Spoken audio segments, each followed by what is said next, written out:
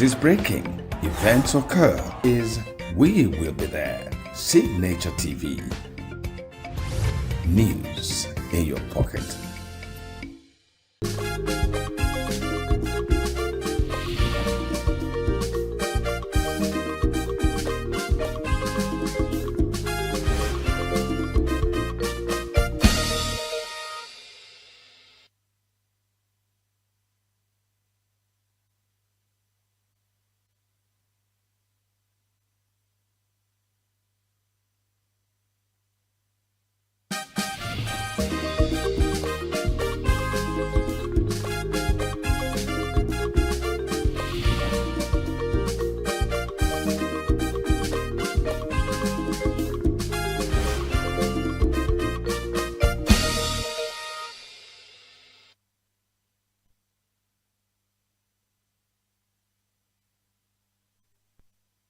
Welcome to Global News on Signature TV. I am Bangari Kumo Ado. In the headlines, more trouble for Tinubu as group reopens Chicago Varsity certificate saga. Terrorism, FG opposes bail for alleged terrorist, oil bunkerer Ibekwe. Defamation court remands Sowore in Kuje prison. Starmer resigns as UK Prime Minister. Manchester United secures land for new 100,000-seater stadium. Details in a moment. The way we see the world shapes the way we change it. Gender isn't just a checkbox, it's a lens. One that helps us understand the world more deeply and act more fairly. Gender Perspectives, a program for those ready to see more, do more, and be more. Designed to challenge assumptions, ignite conversations, and build inclusive solutions across every sector of society. We are not, fighting the men. We are not saying we are equal in terms of rights. We're only asking they should recognize our existence. Join us on Gender Perspectives, showing every Saturday by 4 p.m. Repeat every Wednesdays by 5 p.m. and Thursdays by 3 p.m. Change begins with perspective. Let's widen yours.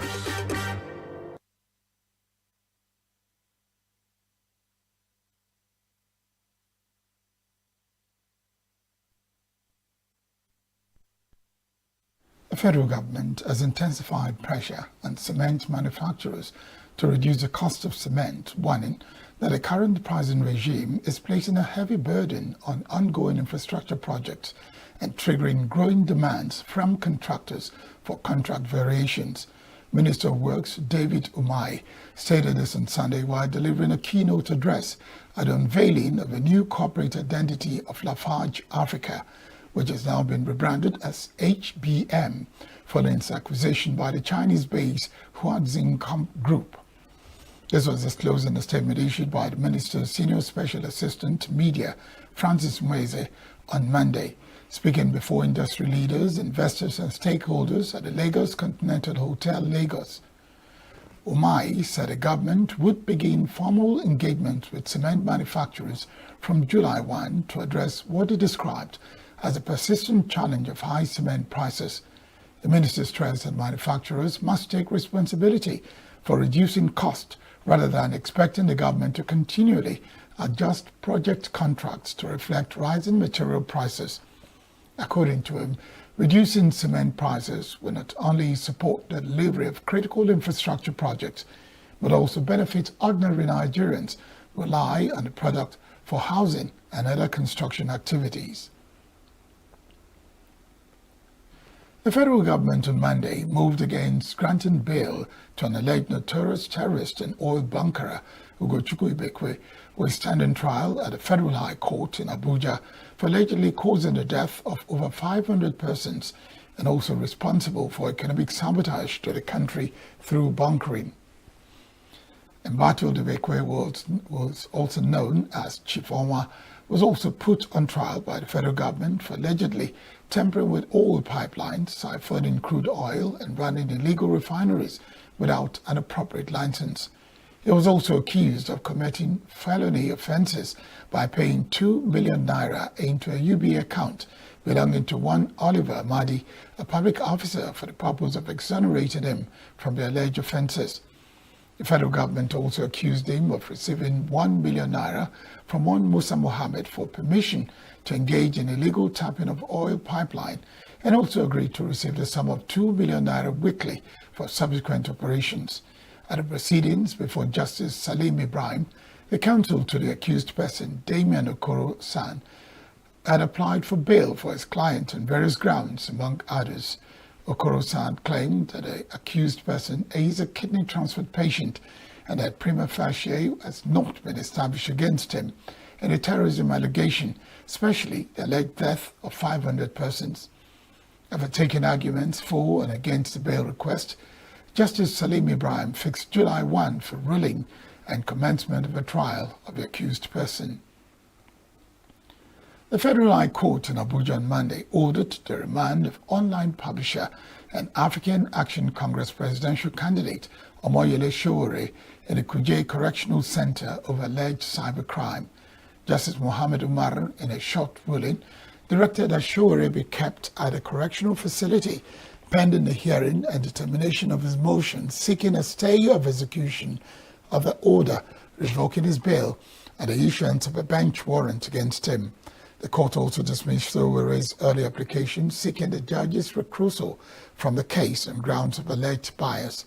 Justice Umar subsequently adjourned the matter until June 24 for hearing of application for stay filed by Sowore's new lawyer, Adeyinka Olumide Fusuki San. The development followed the judge's June 16 ruling revoking the bail earlier granted to Sowore after he failed to appear in court for trial.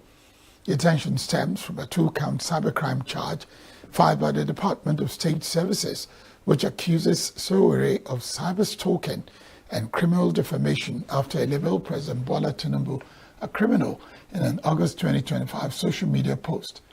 Responding to the court order, activist Omoyele Sowore, in a post shared on his official X page on Monday, Sowore said the ruling followed his absence from court since the bogus case began, adding that he had been away consulting with his new legal team led by Olumide Fusuka. As a last court date, Sowore was absent, and this led to the prosecution to ask for the revocation of his bail. Although Sowore had sent a letter to the court at a sitting requesting an adjournment, it did not give any reason for his absence. At Monday's hearing, Sowore was present in court and represented by Olumide Fusuka San.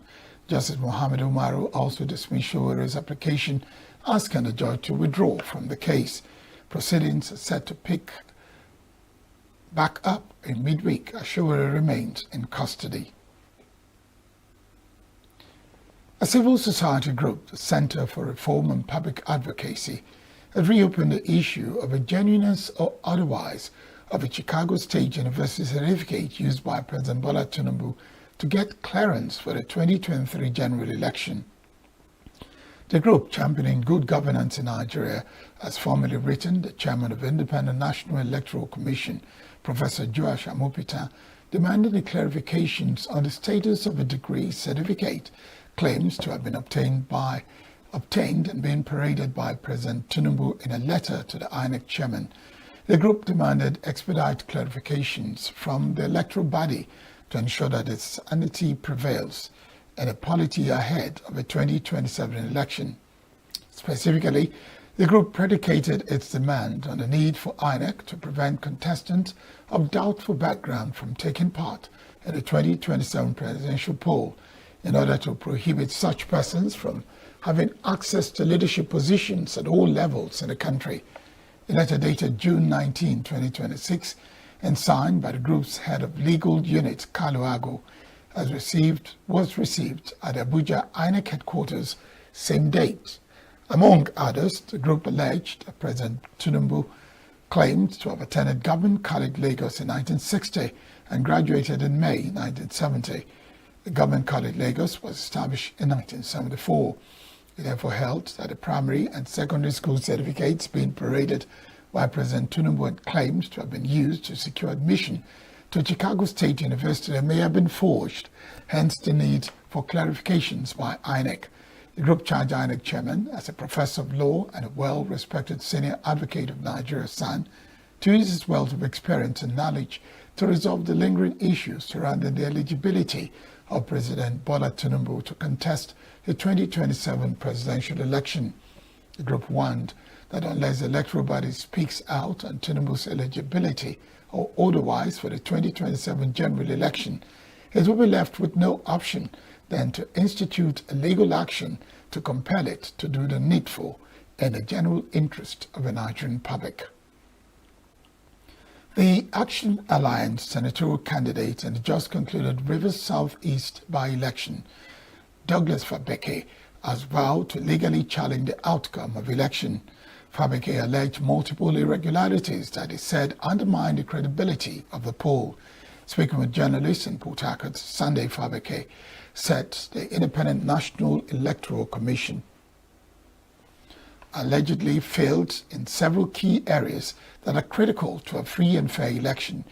Alleged that INEC did not provide result sheets at many polling units, relocated electoral officials to private hotels where results were allegedly manipulated, facilitated vote buying, diverted election materials to private homes, and instructed presiding officers not to upload results to the INEC result viewing portal as mandated by the Electoral Act. He added that his legal team would also defend the rights of voters whose ballots it claimed were unlawfully overturned during collation. The by-election was conducted to fill the Rivers Southeast senatorial seat following the death of Senator Barry Mpigi. At press time, INEC had not responded to Fabeke's allegations.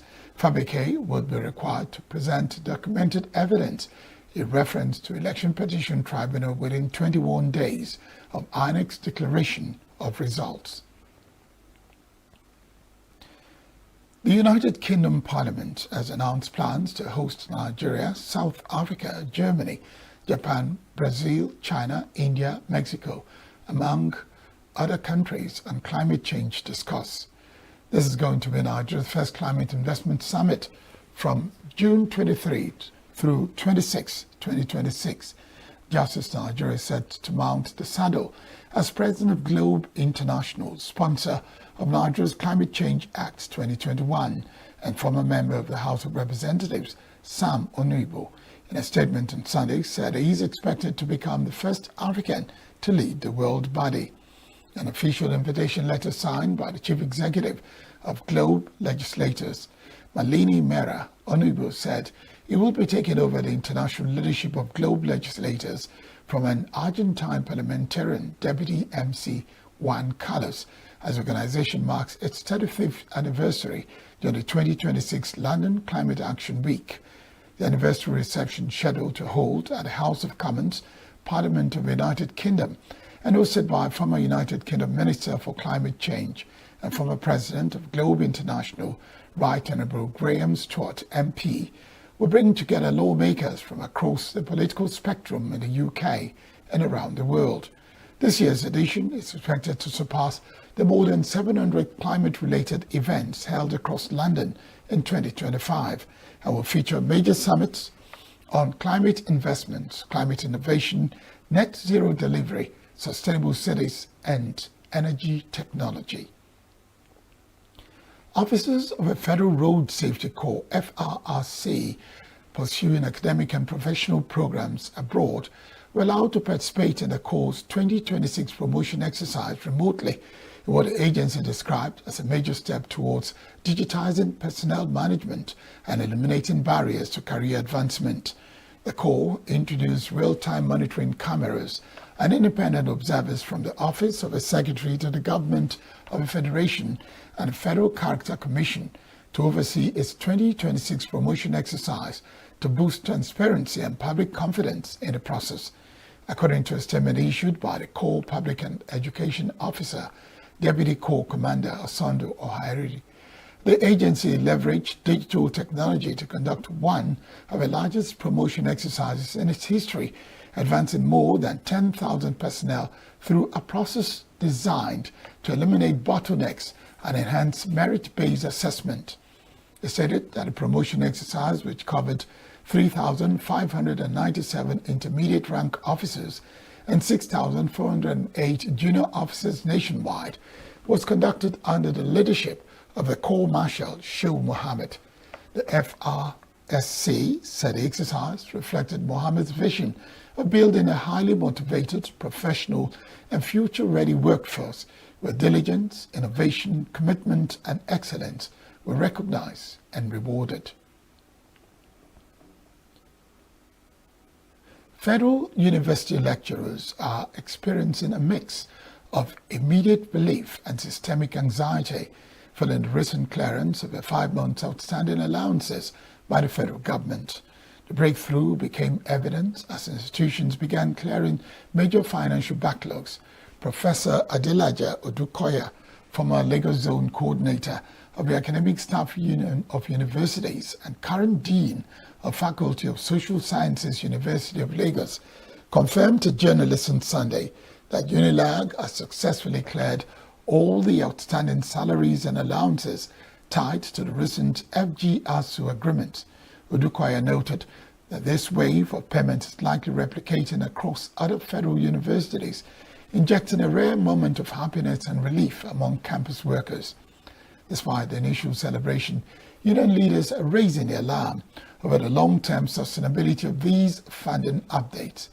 According to the former ASU zonal leader, massive financial disputes remain entirely unresolved, including the outstanding 25% and 35% wage award, the huge arrears of promotion allowances, as well as the withheld 3.5 months salaries from the 2022 industrial action. Hope is rising for the safe release of 39 abducted school children and 7 teachers from Ahoro, Esile, Yawota, and Nalausa communities on the Irire local government area for your state, as security operatives rev up efforts to rescue the victims. This is coming as former head of state General Abdul Salami Abubakar urged Nigerians to unite behind the nation's security agencies in a fight against terrorism. Multiple security sources disclose that troops and other security personnel involved in the rescue operation have effectively surrounded a hideout within the National Park Forest area, where the abducted pupils and teachers are believed to be held. The victims were kidnapped on May 15, 2026, when armed terrorists attacked Baptist Nursery and Primary School in Yawota and 2 other schools in Esinle, abducting pupils and teachers. According to security sources, the terrorists have been effectively contained within the forest, with security operatives blocking possible escape routes and resisting their movement with the hostages. Faced with mounting pressure and the likelihood of capture, the terrorists have reportedly resorted to desperate tactics, including the recent gruesome killing of one of the abducted teachers, apparently in an attempt to blackmail authorities and halt the ongoing rescue operation.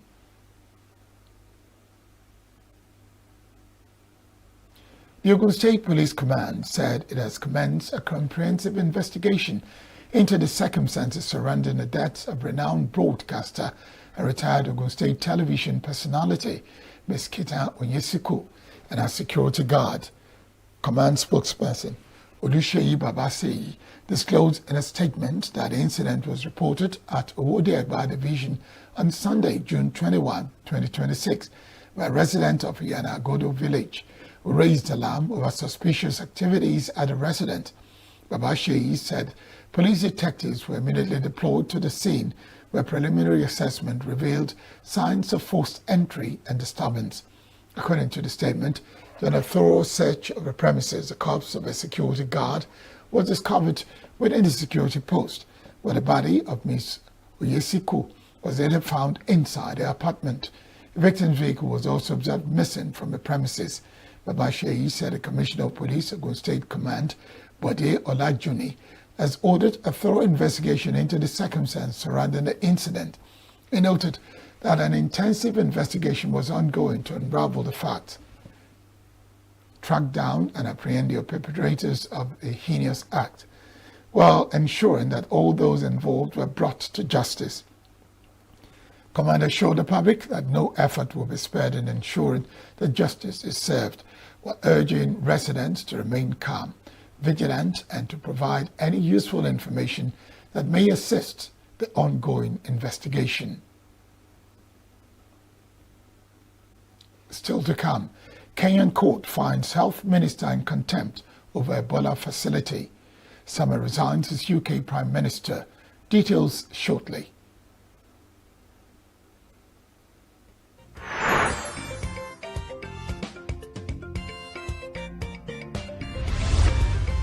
Signature TV, news in your pocket.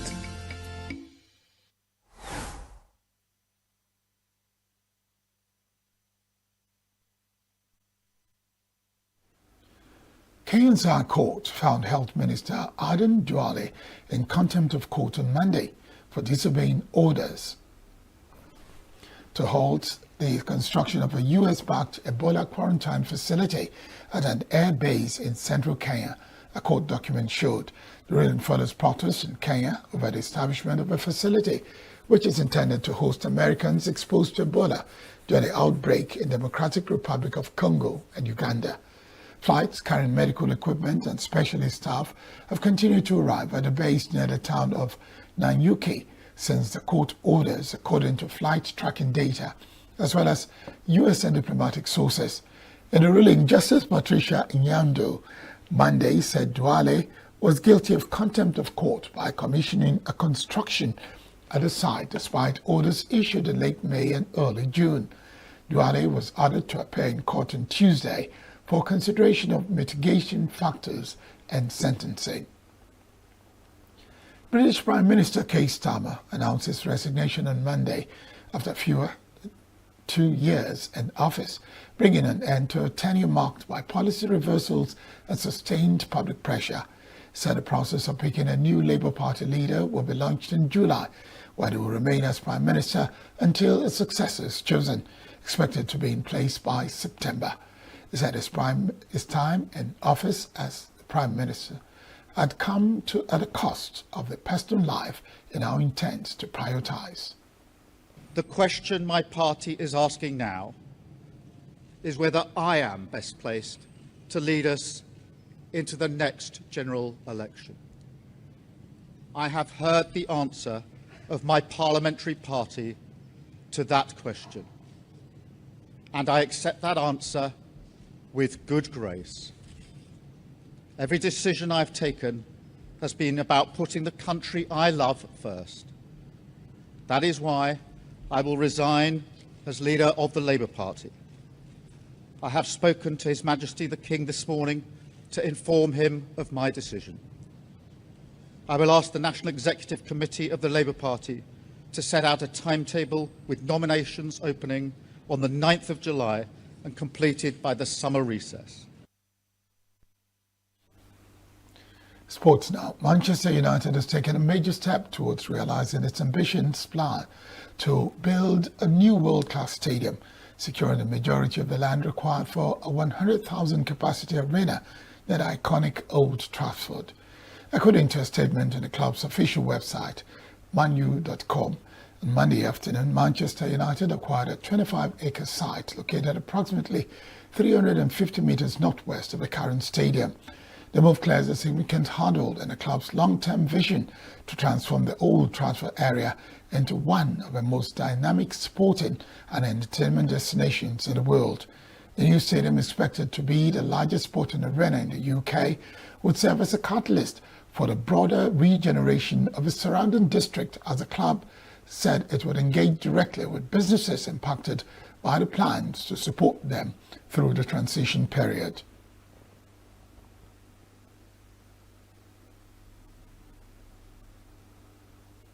Let's now join Christopher Lele for more sports stories.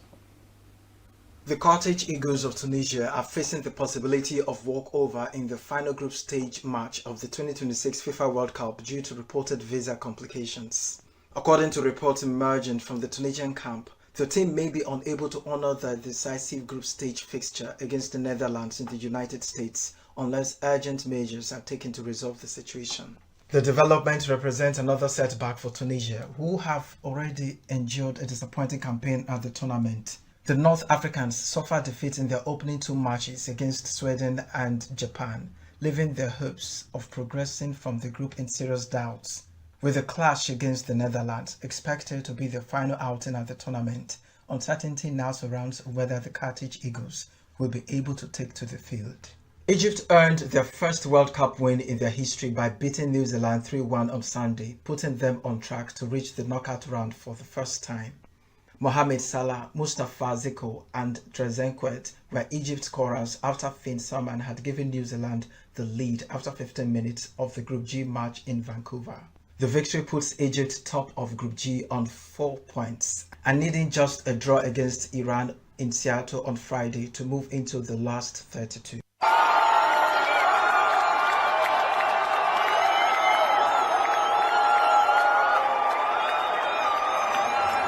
Iran frustrated 10-man Belgium in an entertaining goalless draw that leaves World Cup Group G wide open. Belgium were the favourites to win the game, but Iran's efforts were correctly seen played out. Belgium and Iran piled on the pressure in the second half. Both sides had chances to win it late on, but neither could break the deadlock. In tennis, Serena Williams will make a surprise return to singles action on Wimbledon late this month after accepting a wild card. The 44-year-old has been given the final spot in the women's main draw, filling a gap left following the initial announcement on Tuesday.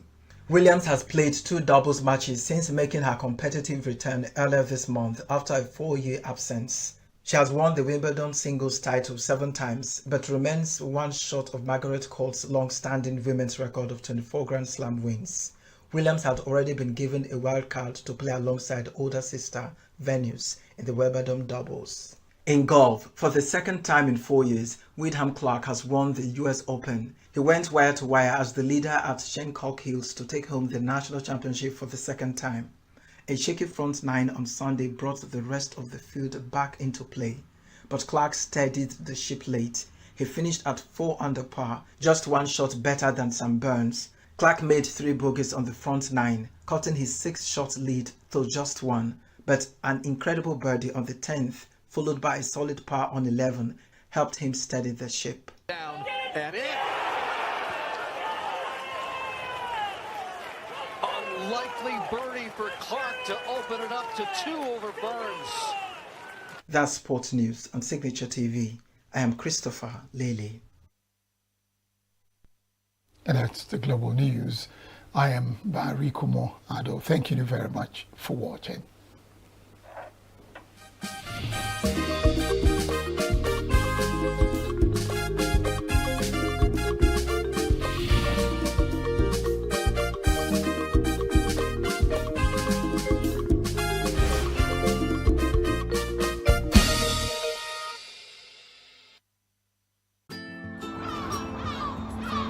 Bright and early, as the day breaks, as the newspaper headlines trail the stories that shape the day, we at Signature TV trail the headlines that trail the day. We interrogate the headlines. We analyze the stories that make the headlines. Wyatt is overrated, and they even overrated themselves and went into CBT. They are insensitive of some Nigerian children who have never had what is called CBT. With passion and emotion, we drive the conversation to change a narrative. Let nobody be deceived by Nigerian high level of performing in agriculture export. We are still where we are. Newspaper review on Signature TV every morning on Signature Morning, weekdays, and Signature New Day, weekends. Newspaper review on Signature TV. We do not just review the headlines, we make the headlines relevant to our daily lives.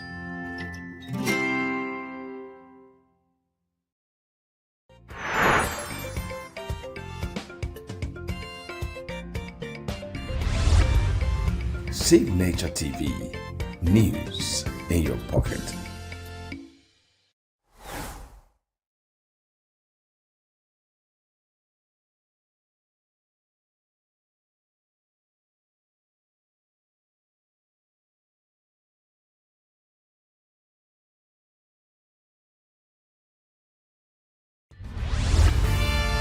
We are local.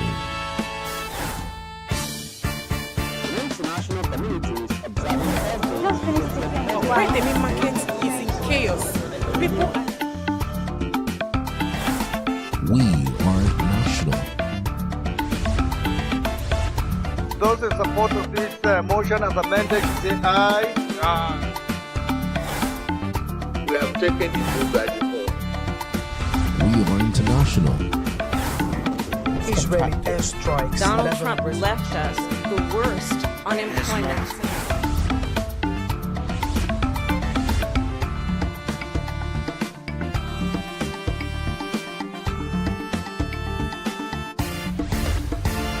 Signature TV, news in your pocket. I lost my father when I was 8. A few years later, another tragedy struck. And my younger brother was shot. He passed. And in a few years after, another tragedy struck. My older brother, a car hit him and he died instantly. It made her give up on her faith. And I just gave my life to Christ. Right. Started her career in finance when she was called to turn around the fortunes of a failing radio station called City FM in Lagos. The statement was, we know you don't know anything about radio, but you know how to run a business and you know how to make money. Within 4 years, and she was being hailed as a whiz kid. More like I took it from scratch. Because almost 10 years after that miracle, her colleagues had conspired to get her kicked out. They accused her of misgovernance and misappropriation. I was at home for 7 months. No one knew.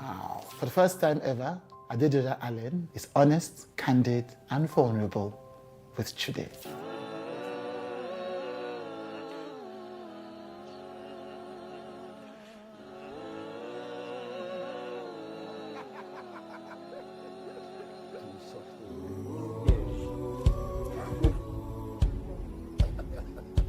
Come for me.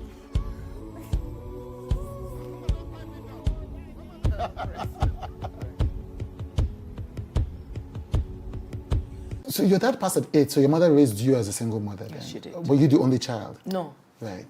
Okay, that's another part of my life that I talked about when I was 50. I just turned 50 in July. Yes, I want to talk about So my mom had 3 of us, myself in the middle and 2 boys, first and the last. Right.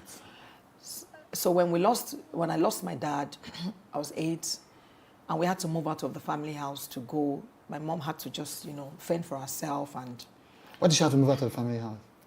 Polygamy.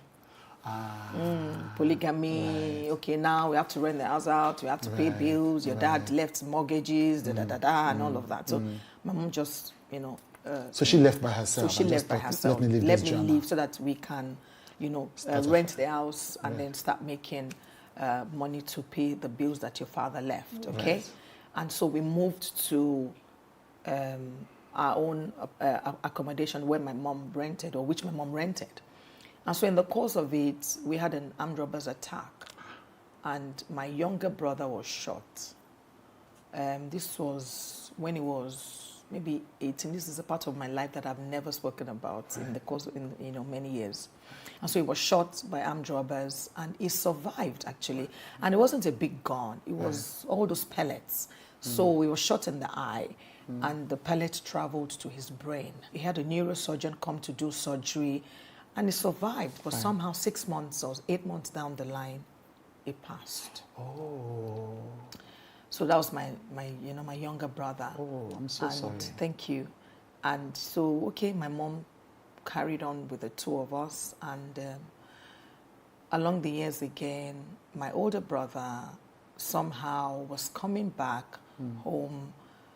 Okay, he got married. And so both of us, I got married, he got married, and so he had a kid. And on his way back to the house, when he was coming from the island, he had an accident on Ikorodu Road. He left his lane and went to the other lane, and a car hit him, and he died instantly. And that's what has made it become only myself today for my mother. I spoke about it briefly when I turned 50 in July. But I didn't go into this detail. So you're the first person I'm ever going to go into this detail with. Oh, thank you for sharing it with me. But that is a lot. It's a lot. So you can imagine what my growing up was like. I guess it formed part of my strength. Excuse me. So people will look at me and say, excuse me, I'm very strong. I'm a strong woman. I mean, you've been through quite a lot. Yeah. What else are you going to do just to get strength? Yeah. And then that was what drew me to. Actually, because of all this, if I use the word calamities, I found myself run to Jesus and say, it seems like I need solace. I need something strong that would hold me, away from all these calamities that is happening around, around my family. Yeah. Then you said there was a big incident where people tried to... Oh, that happened recently, actually. Oh, recently? So, my leadership style or my management style is, I'm not a dictator. I try not to be a dictator. I try to make it one of inclusion where everyone has an opinion. So we have management meetings, and before I take a decision, I would say, what do you think? Teamwork, work together. Not necessarily MD said or MD has given the authority bas and that's it. No. And so I have a management consisting of, marketing manager, human resources, accountant, engineer, head of engineering, head of IT news, like 8 or so of them. Right. And we have management meetings and we would talk about everything. And I would just give them the free hand. Sometimes I would simply say, okay, if I'm not available, you guys can go ahead and do the management meeting. It's fine. Someone can chair it. I'm okay. Just go ahead and give me minutes. Right. Let me know what I need, what you guys have talked about. And so a particular year, I just noticed that I was abroad. I was going on holiday back in 2022, actually, quite recent. And by the time I got to Dubai, I was in Dubai. I was Dubai and going to the UK. By the time I was in Dubai, I just got a mail that there were some accusations or allegations about me doing certain things, practices in the organization by, some of my board members. And so I was like, okay, no, let me go back. I was built to travel, okay? Right. And just the week that I was built to travel, my board decided to pay a visit, which is normal, okay? How do you run things? How, what are your, how do you mitigate that, we don't have losses or, there are no leakages? And so I explained all of that to them, and I thought that was it. And so a couple of other questions I answered, and I moved on and I traveled. So while I was there, I got a mail telling me that, again, I've not shared this, so I'm sharing quite a number of things with you, Chidi. I don't know why.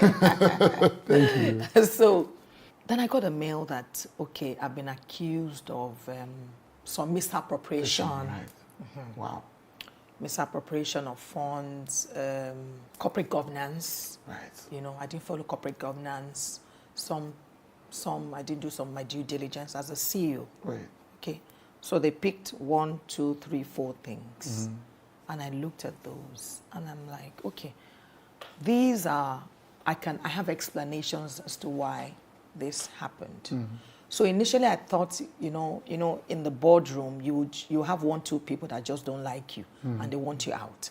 So I thought it was one or two of those people that were behind the, allegations. Right. And so I started to face them and I said, okay, this and this and this and this. And before I knew, Jack Robinson, they convened a board meeting, an emergency board meeting. And at the board meeting, they said, oh, these are the allegations against Mrs. Allen. We now have to go ahead and investigate these allegations. I couldn't say anything. There was no explanation. No, did you do this? Did you do this? Answer the question. Right. I still thought it was one of those two of those board members. So, Right. And then I went. So one of my directors then said, okay, Ms. Allen has to step aside. Either she goes on suspension or she goes on some compulsory leave. Everything happened. It's like a movie. So I just kept quiet. And we ended that board meeting, and that's how I moved to the side. So when I left, then I'd actually gone to see my son in the UK, so I was kind of distracted, with his academics and all that. So then I said to myself, okay, I don't like the taste of this. You know what, Doja? Just resign. So I then sent in my resignation letter to the particular director. that I'm going to resign as CEO of City FM. I don't like all of this. And so I resigned. Wow. Then I called my spiritual mentor. I said, this and this and this happened. I've resigned. She said, no way. You don't do that.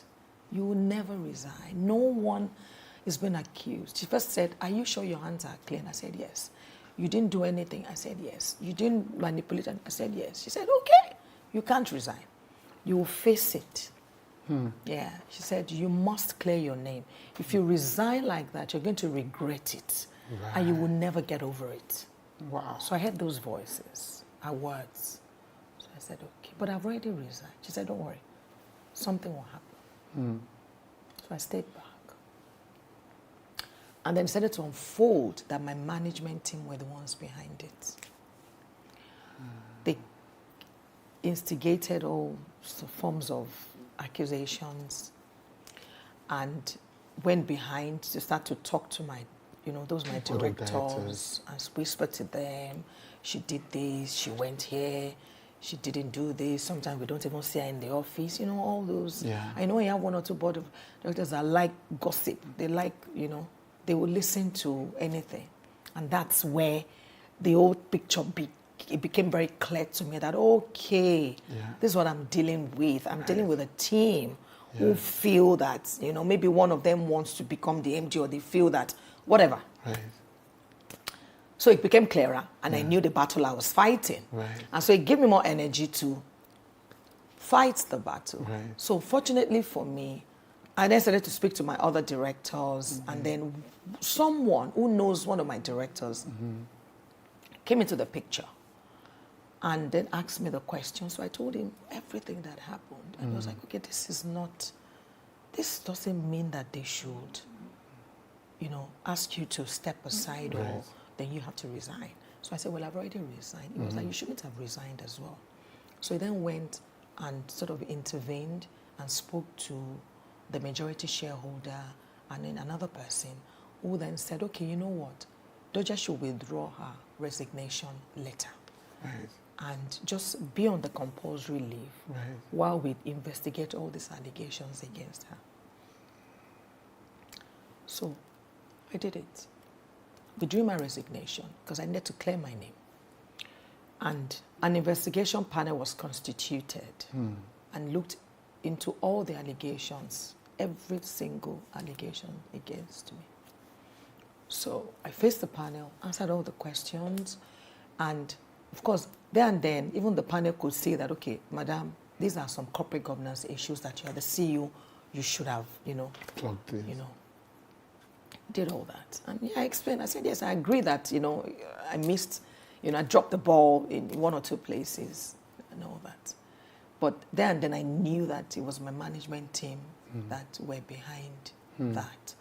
These were people that I trusted. Yeah. Now, so Chude, let me come to your side. Remember when you said to me that people would say Christians? They were Christians, Chude. Tongue blasting. You can imagine my level of disappointment. Yeah. Christians that sometimes will hold hands and be kabashing in the office. Shakaka. Yes. And so I went through it all. I waited it out, and I was glad for that counsel. Right. Where my spiritual mentor then said, don't. Yeah. So I waited. I was at home for 7 months. No one knew. No one knew. What year was this? 2022. Wow. No one knew. Again, you're the first person. When this goes up, 7 months. Wow. I was out of City FM for 7 months.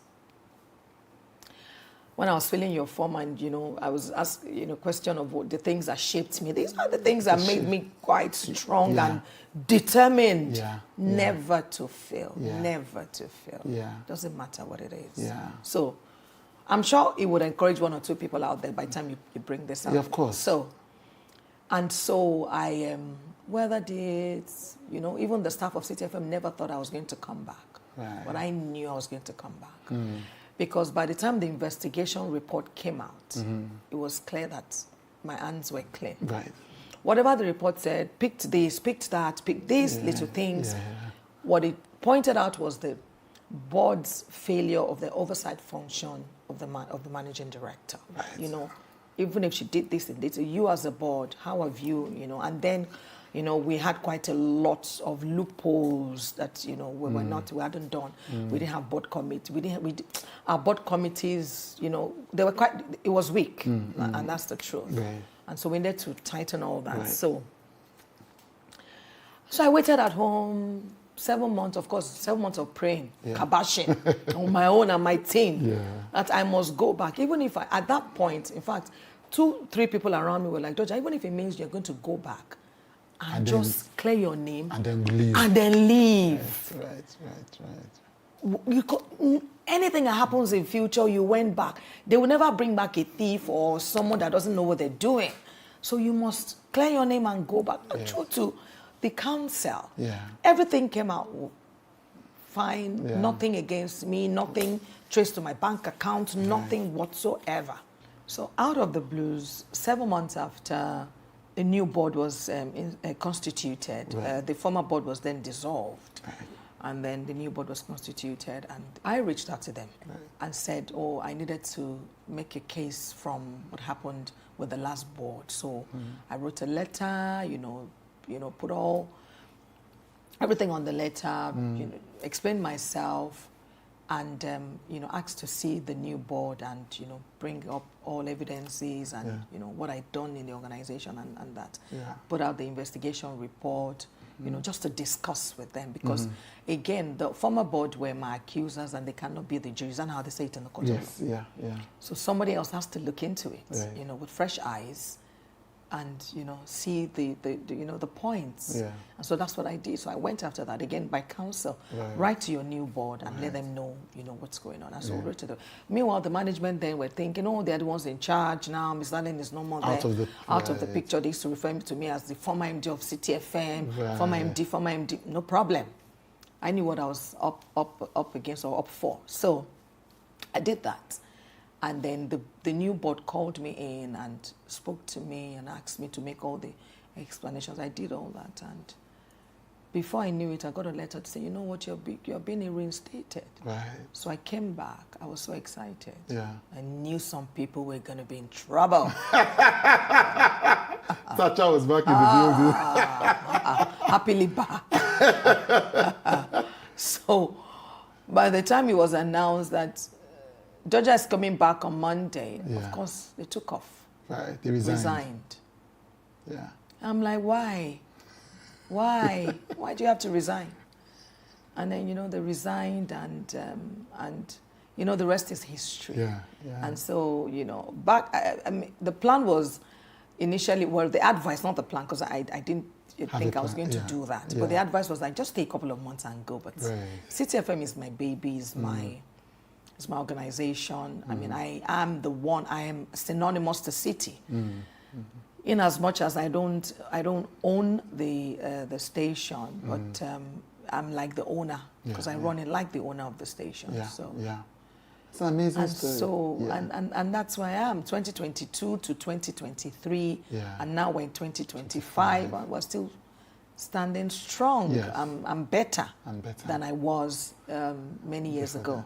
A number of achievements in City FM over the years, you know, even in content, having Dr. Abati, you know, be one of the hosts, a string of viral interviews over the past few years, you know, the Okoyes, all of that.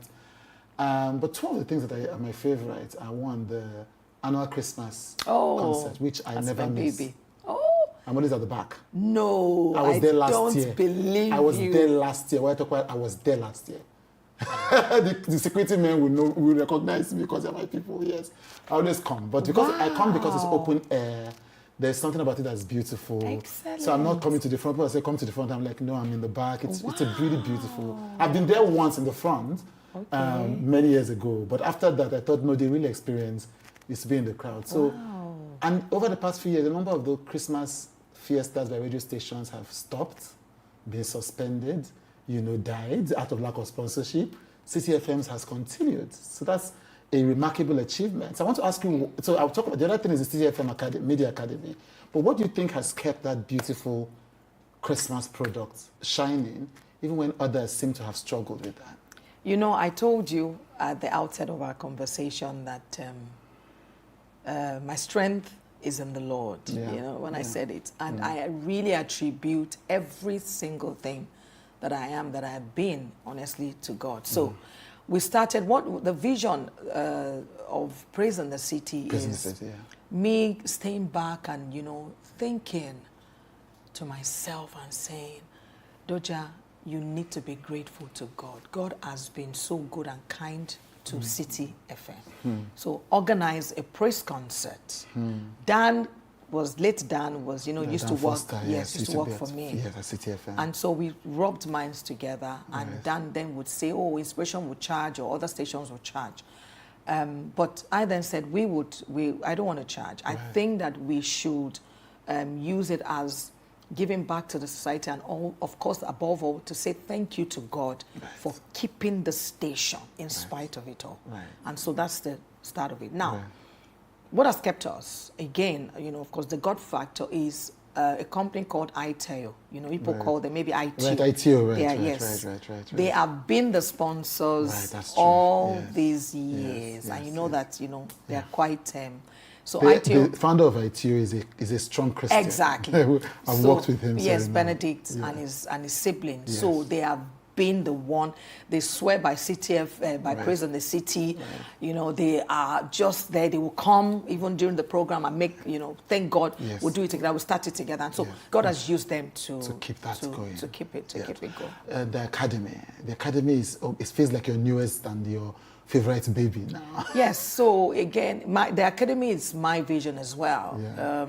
Whilst the station was still, trying to find our feet, I decided to set it up as a secondary revenue generation for City FM. That's the first. And then the second thing is to, again, raise upcoming media professionals, OAPs in radio and in TV.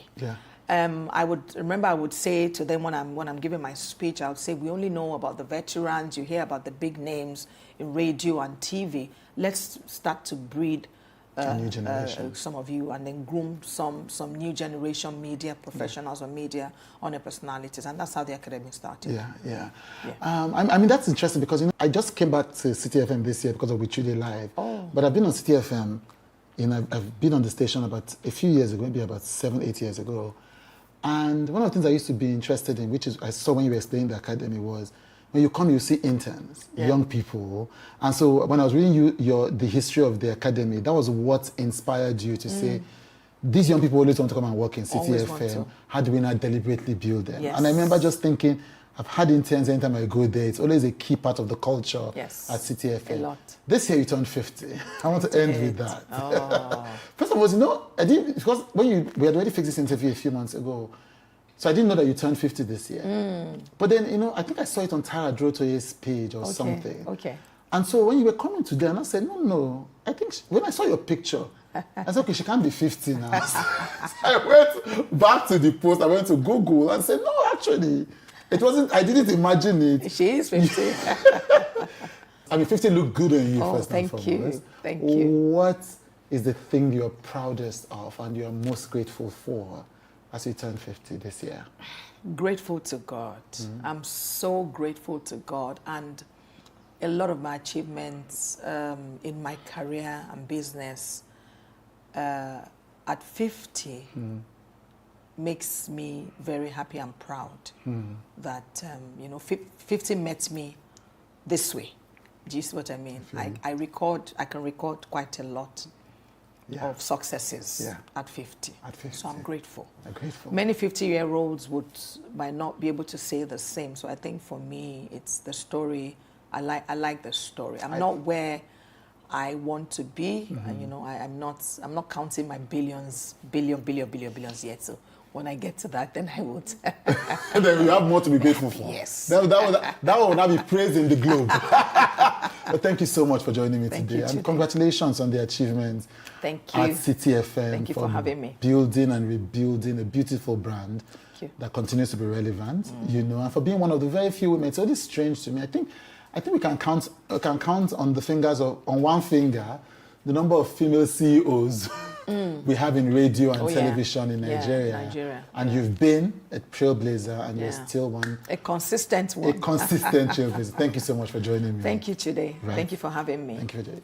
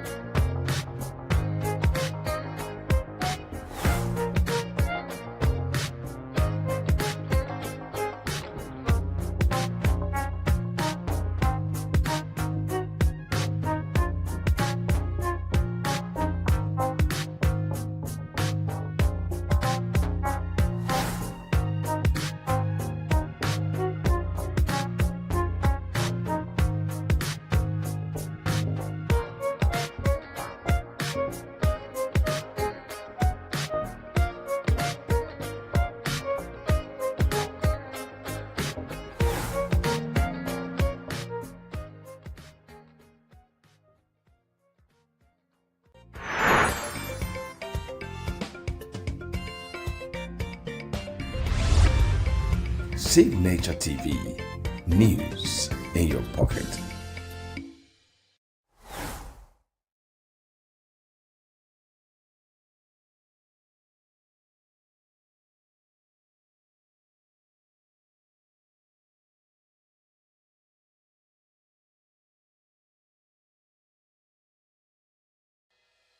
Health is more than a diagnosis. It's your lifestyle, your choices, and your future.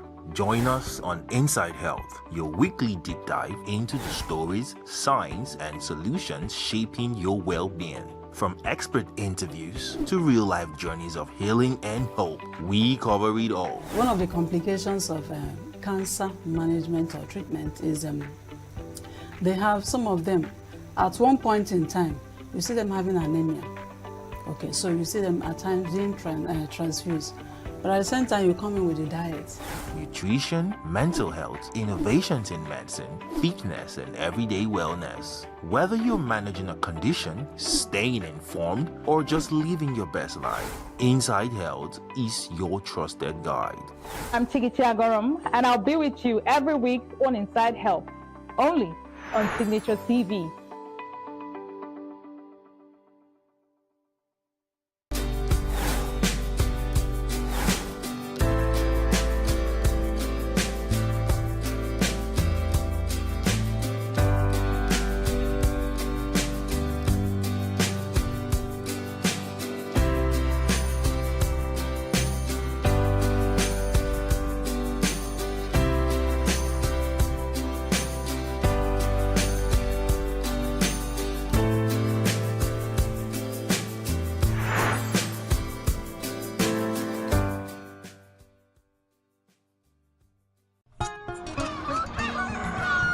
New every morning on Signature TV, we open the day for you with needed energy, information, and required vibes to shape your day. From sizzling snippets of stories in various areas of life to intriguing conversations with net worth guests. When you have people who have no track record becoming your leaders, you have a problem. There's no outstanding gratuity when Obi took over from me. I left, in all the accounts of Anambra State, 13.8 billion for him. Your day cannot be complete without Signature Morning on weekdays and Signature New Day on weekends. There is no better way to start your day except Signature Morning and Signature New Day every day on Signature TV.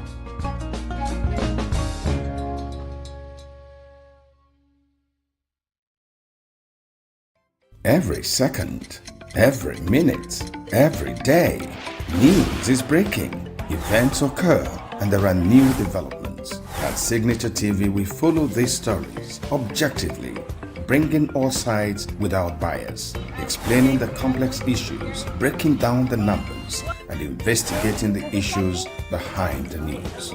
Anywhere and everywhere, near or far, wherever the news is, we will be there. Signature TV. News in your pocket. Health is more than a diagnosis. It's your lifestyle, your choices, and your future. Join us on Inside Health, your weekly deep dive into the stories, science, and solutions shaping your well-being. From expert interviews to real-life journeys of healing and hope, we cover it all. One of the complications of cancer management or treatment is they have some of them at one point in time you see them having anemia. Okay, so you see them at times being transfused, but at the same time you come in with a diet.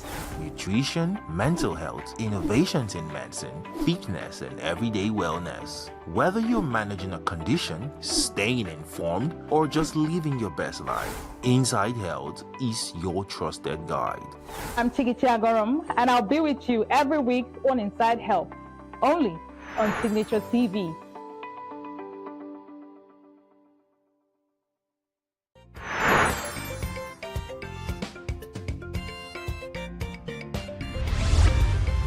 Signature TV. News in your pocket.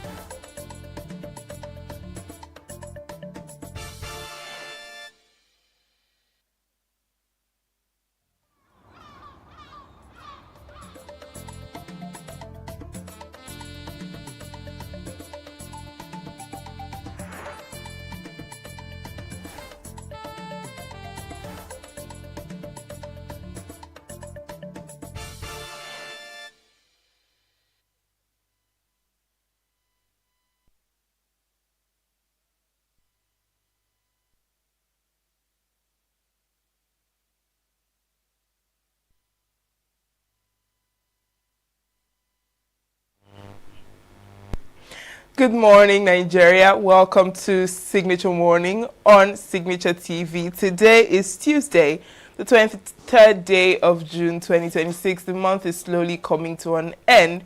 It's always a pleasure to have you join us on the program this morning. I am Uchenna Chimdi Oluoha. Do stay tuned, as when we come back from this break, we'll go right into our newspaper headlines and review segment.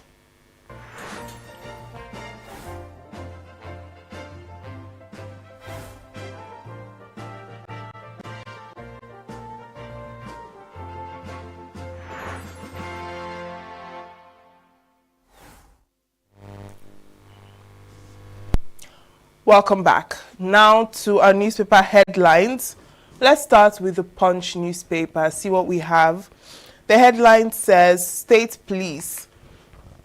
Governors demand greater powers. NGF reports proposes constitutional role for governors in security operations.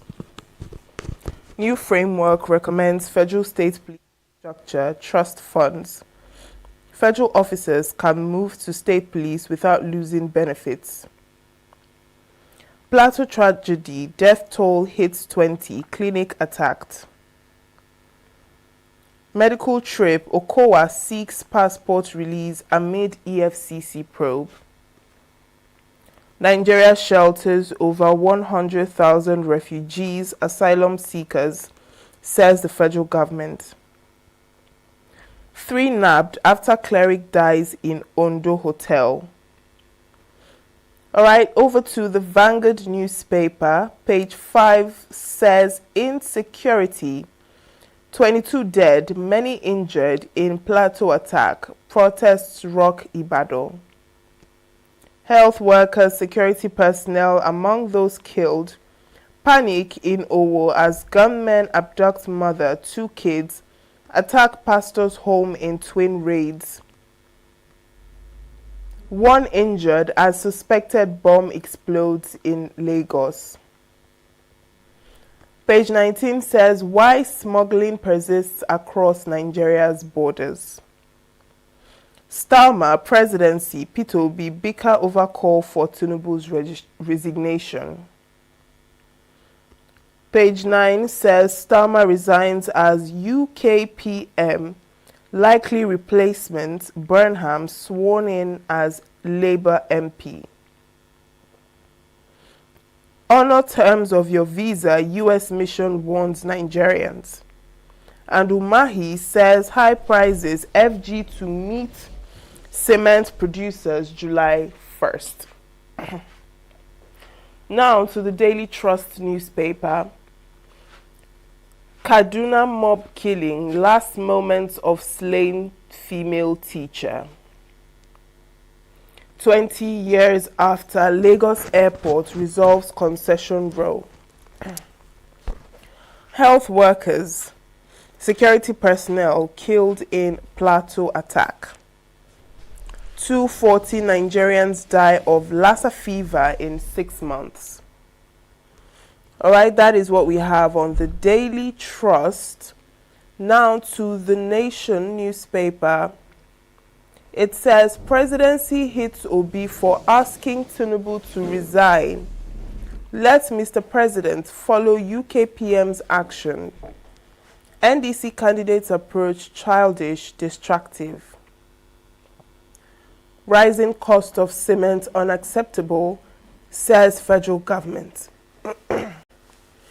DIG raises hope of Oriri abductees' safe return.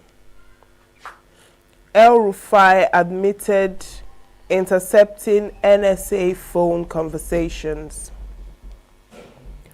On page 5, court remands Showore in Kuje prison. Why president should resign by Obi. Over to the Nigerian Tribune, page 15 says, presidency to Obi, your call for Tinubu's resignation, childish.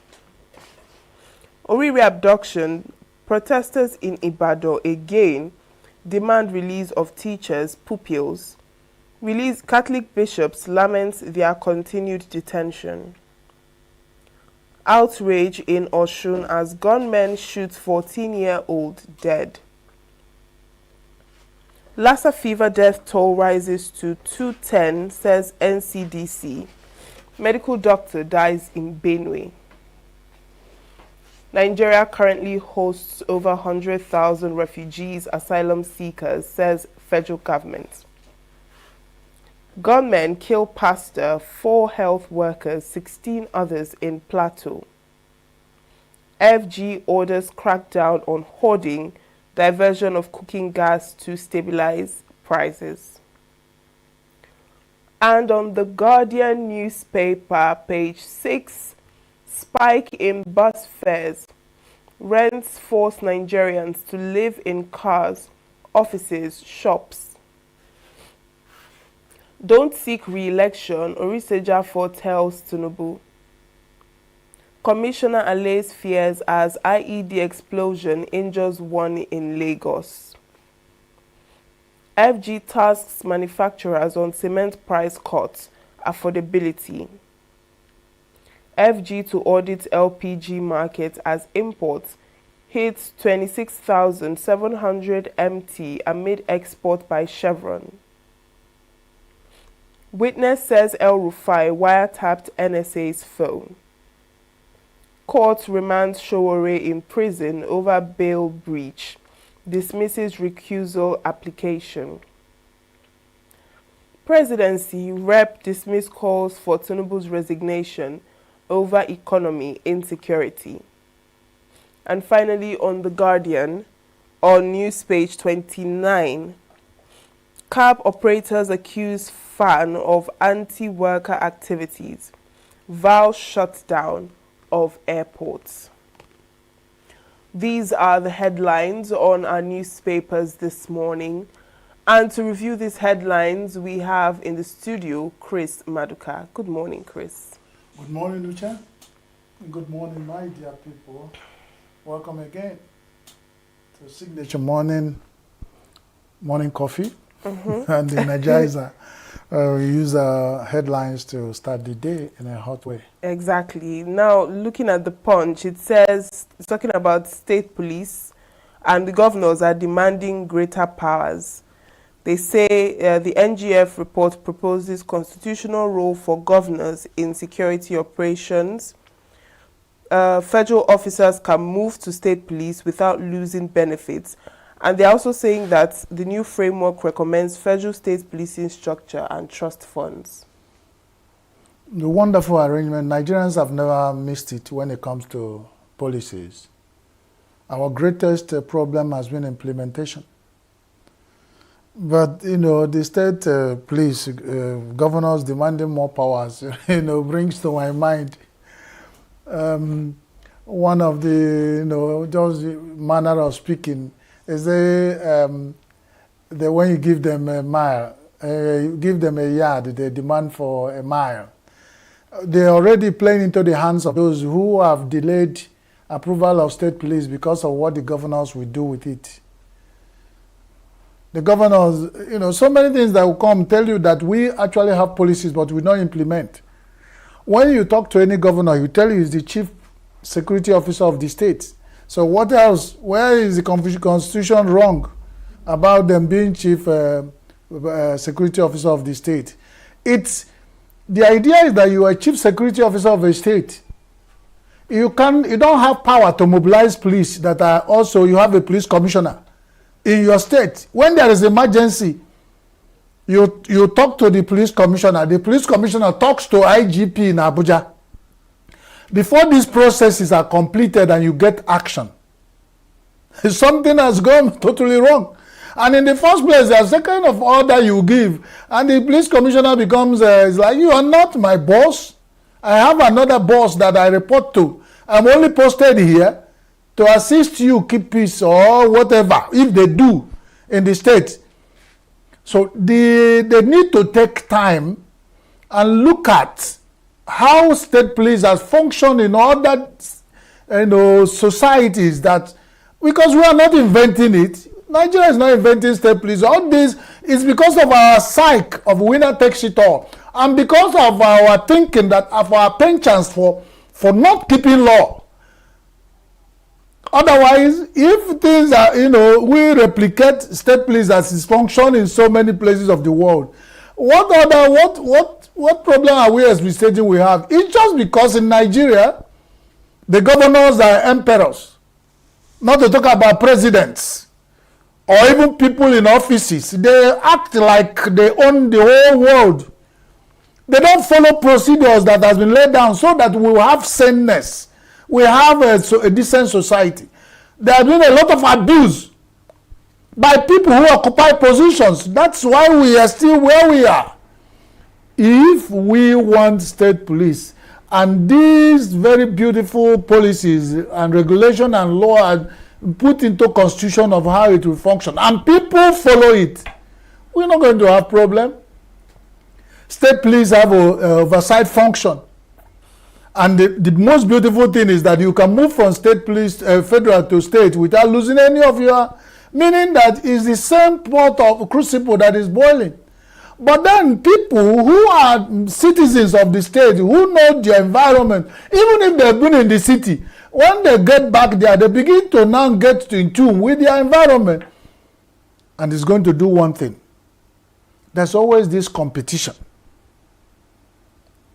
in the life of Africans. When you say, imagine ENUGU State Police wanting to outdo Anambra State Police in their function and the way they will score results, so that when you go, if everywhere you go in the world, there's a state in the US that their state police is the best all over.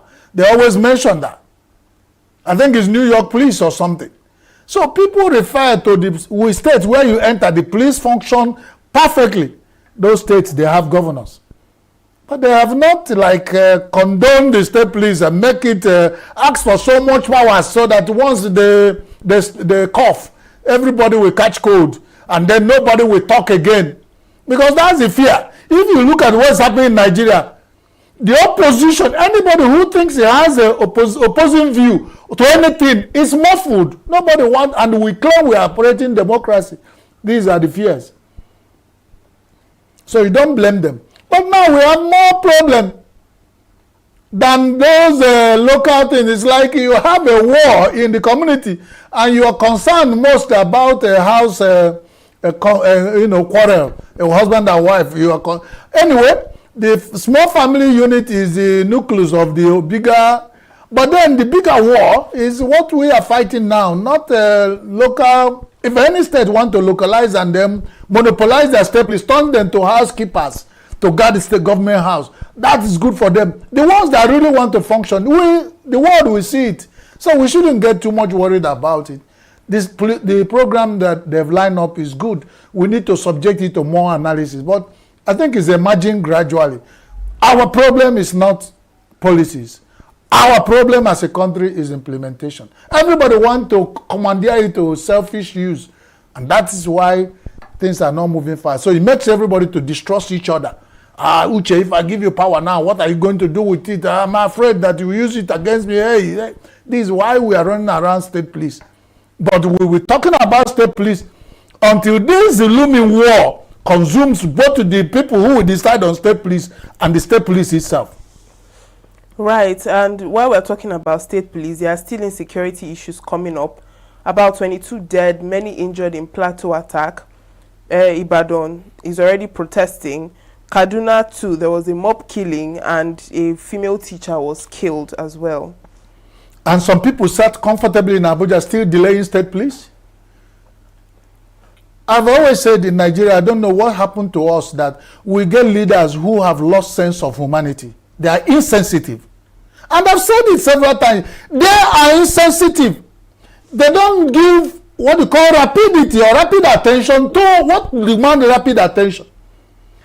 If you go to the plenary National Assembly today, this morning, these things are not, doesn't come up in their agenda. They don't refer to it.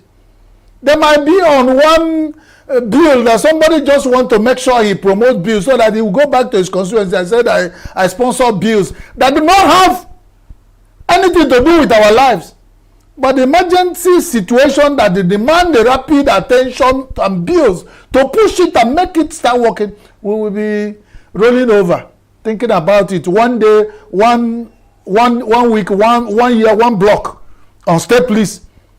This is over a year and that this issue started, and we are still on 1 year, one block on state police, while we are having a lot of Nigerians being killed by insecurity situations. If you talk about it now, it's no more news. So and people are becoming so afraid because everywhere,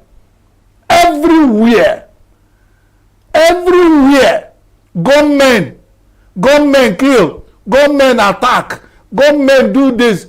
Who are the gunmen? And we have not talked about state police. and some people are busy arguing about what another politician said, who will resign and who will not resign, whether it's childish, and whether if they attack issues in Nigeria the way they attack when you make any comment about presidency, who would be making headway. Okay. Once they're able to counter anything near the president, that's all. Everything is okay. But I am saying, God that is in heaven is watching. This is beyond what we planned for. I can't even support resignation, because who resign for who? I'm sit down there. To that. Sit down there. Okay, if you're coming to that, I'm coming to that because following the UK PM's resignation, Obi has now asked the president to follow the footsteps of the UK PM, and the presidency is not happy with that. He's talking like a politician. Every politician wants a weak point of the other man and says certain things. So we're not going to that. But when faced with reality, our president, Jagaban, the president of Federal Republic of Nigeria, President Ahmed Bola Tinubu, should complete the 4 years so that it will be in history. We will see his result. So that if you are talking about re-election, if he resign now, for who? He will going to disrupt the whole system. Who knows? Let him complete. I'm not in support of resignation. Let him do something. Even the Igbos will go, are you running away for the bull to hit who? In Abake hit you. Who is he calling for resign so that Obi will take over at this point, or who? Let our president we voted for complete the first tenure. It will be in history and go the whole world. But the generation we will born and yet unborn, we use his 4 years as president of the Federal Republic of Nigeria to judge him anywhere he is. So I'm not in support of, because this one is another confusion. Before you know it, my father will say, don't say certain things, the spirit might hear it. So we won't say this much so that the spirit won't pick it and then president say I resign. And they will be in total confusion. Because imagine, okay, close your eyes and open when the president of Federal Republic resigned this morning. Do we have a same society like Britain where things are already in order? So even if there's no prime minister for 1 year, they will still be functional as a... Here we have a president. We have vice president. We have the president of the Senate. We have speaker of the Federal House. We have chief judges, attorney generals. And look at Nigeria. Just imagine. When the president said, I pull out. I beg, President, don't resign. Please sit down and then let's do this together. If there's anything people are saying, then pick it, reflect on it. Use it to work. I won't be part of it because the president, Nigeria is not like Britain. No. Don't resign, I beg you. If you resign now, probably Nigeria will be more. In fact, how are we going to handle it? The Senate president, is here what the Constitution said, will take over. And before we finish that, in 9 years, we have not come out of. There total confusion, and then, no idea. Honestly, I beg, don't resign. It's just political talk. Right? They were saying, for instance, that's what he feels and his opinion. And then when the Asorok uses all the hammer to kill ants, it's like there's so much attention given to some of these things. But if they think, if they are pursuing it that way, that means it has, that word has a power. You know why they're using all that effort to pursue it? So they know themselves. But for me, let the president stay there and start seeing this problem. We have a president and we are complaining about so much problem. Nothing has done. Is he only way he resign? Who will be there for us to even call? There will be a total confusion at that point. All right, let's look at The Guardian. The major headline is talking about spike in bus fares and rents, and it's forcing Nigerians to live in cars, offices, and shops.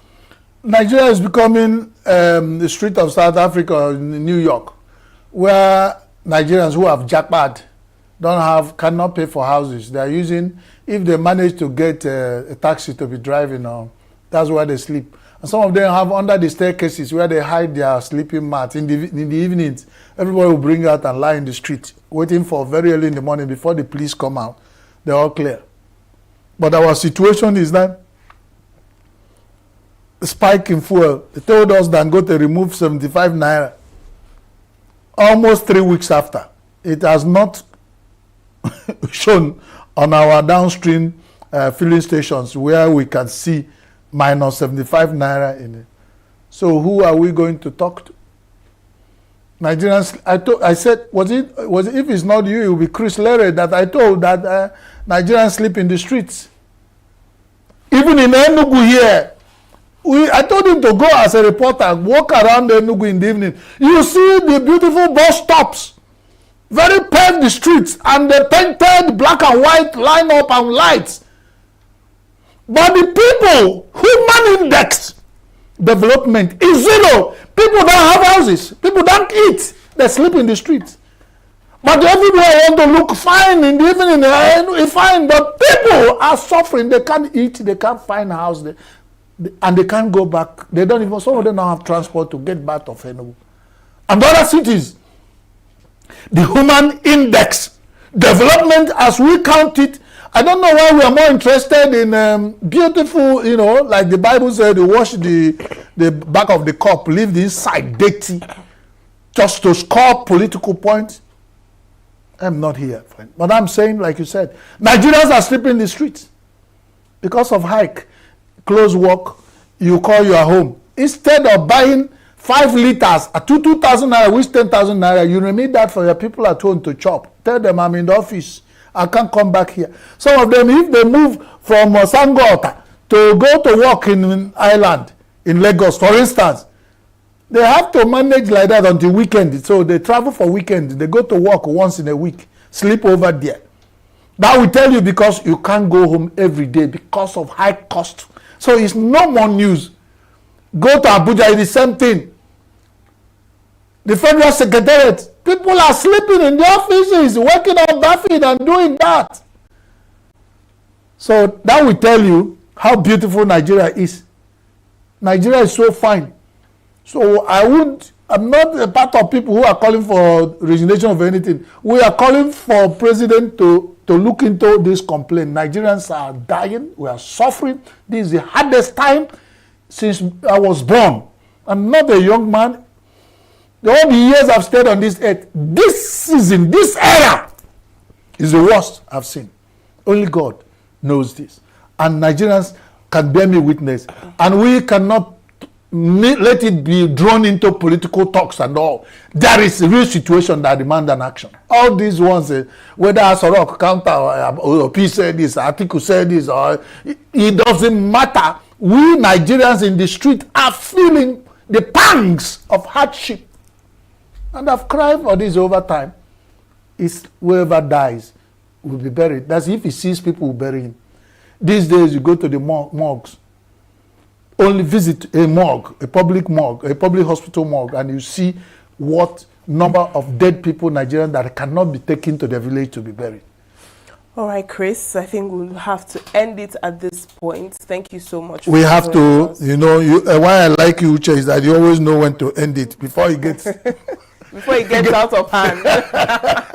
Before it gets turned over. So thank you for having been here with us this morning. At least no matter how small or lukewarm or hot or manageable hot we did it, we were able to scratch the surface of the problems, or not even problems, the headlines in Nigerian newspapers. So if you call it problems, okay, but Nigerian newspaper headlines reflect the life, our everyday life, and we sit down here to try to relate it to the life we live. God bless you for having been with us. God bless you, Che. God bless Signature TV. God bless me too. But God bless all of us. In all these requests for God blessing, we should know that God blessings are meant for those who deserve to be blessed. Good morning. Thank you once again, Chris Maduka. And that brings us to the end of our newspaper headlines and review segment on Signature Morning. Do stay tuned as the show will be back after this break.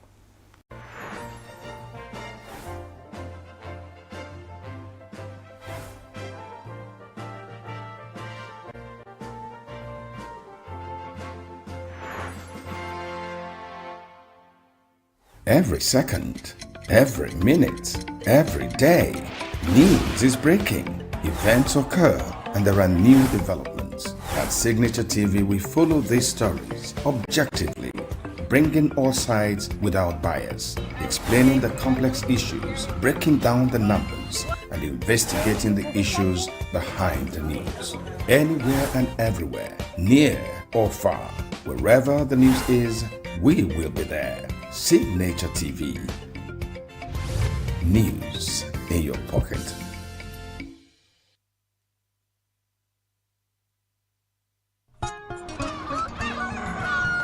New every morning on Signature TV, we open the day for you with needed energy, information, and required vibes to shape your day. From sizzling snippets of stories in various areas of life to intriguing conversations with net worth guests. When you have people who have no track record becoming your leaders, you have a problem. There's no outstanding graduate when Obi took over from me. I left, in all the accounts of our numbers, 13.8 billion for him. Your day cannot be complete without Signature Morning on weekdays and Signature New Day on weekends. There is no better way to start your day except Signature Morning and Signature New Day every day on Signature TV.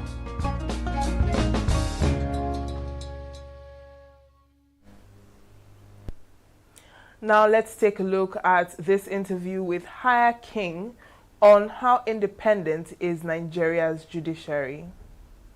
This conversation with Barrister Haya King, a legal practitioner, human rights advocate, and the chairman, MBA Oyibo Branch, Rivers State. This morning we're looking at how independent is Nigeria's judiciary. You're welcome, Barrister Haya King. Thank you for joining us on the program this morning. Thank you very much. It's a pleasure being on your program once again this morning. It's a pleasure. The pleasure is mine. Thank you so much. Thank you so much. I appreciate it. Of course, it's a pleasure to have you as always.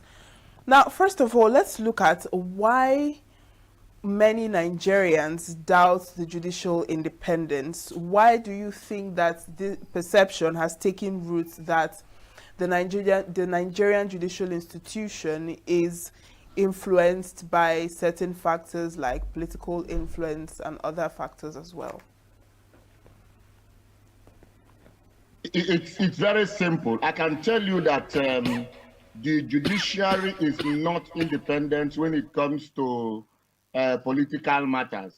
I have argued this, and a lot of people disagree with me, but I hold my view that they are not as corrupt as they are when it comes to political matters. Yes, the judiciary is extremely corrupt when it comes to political matters.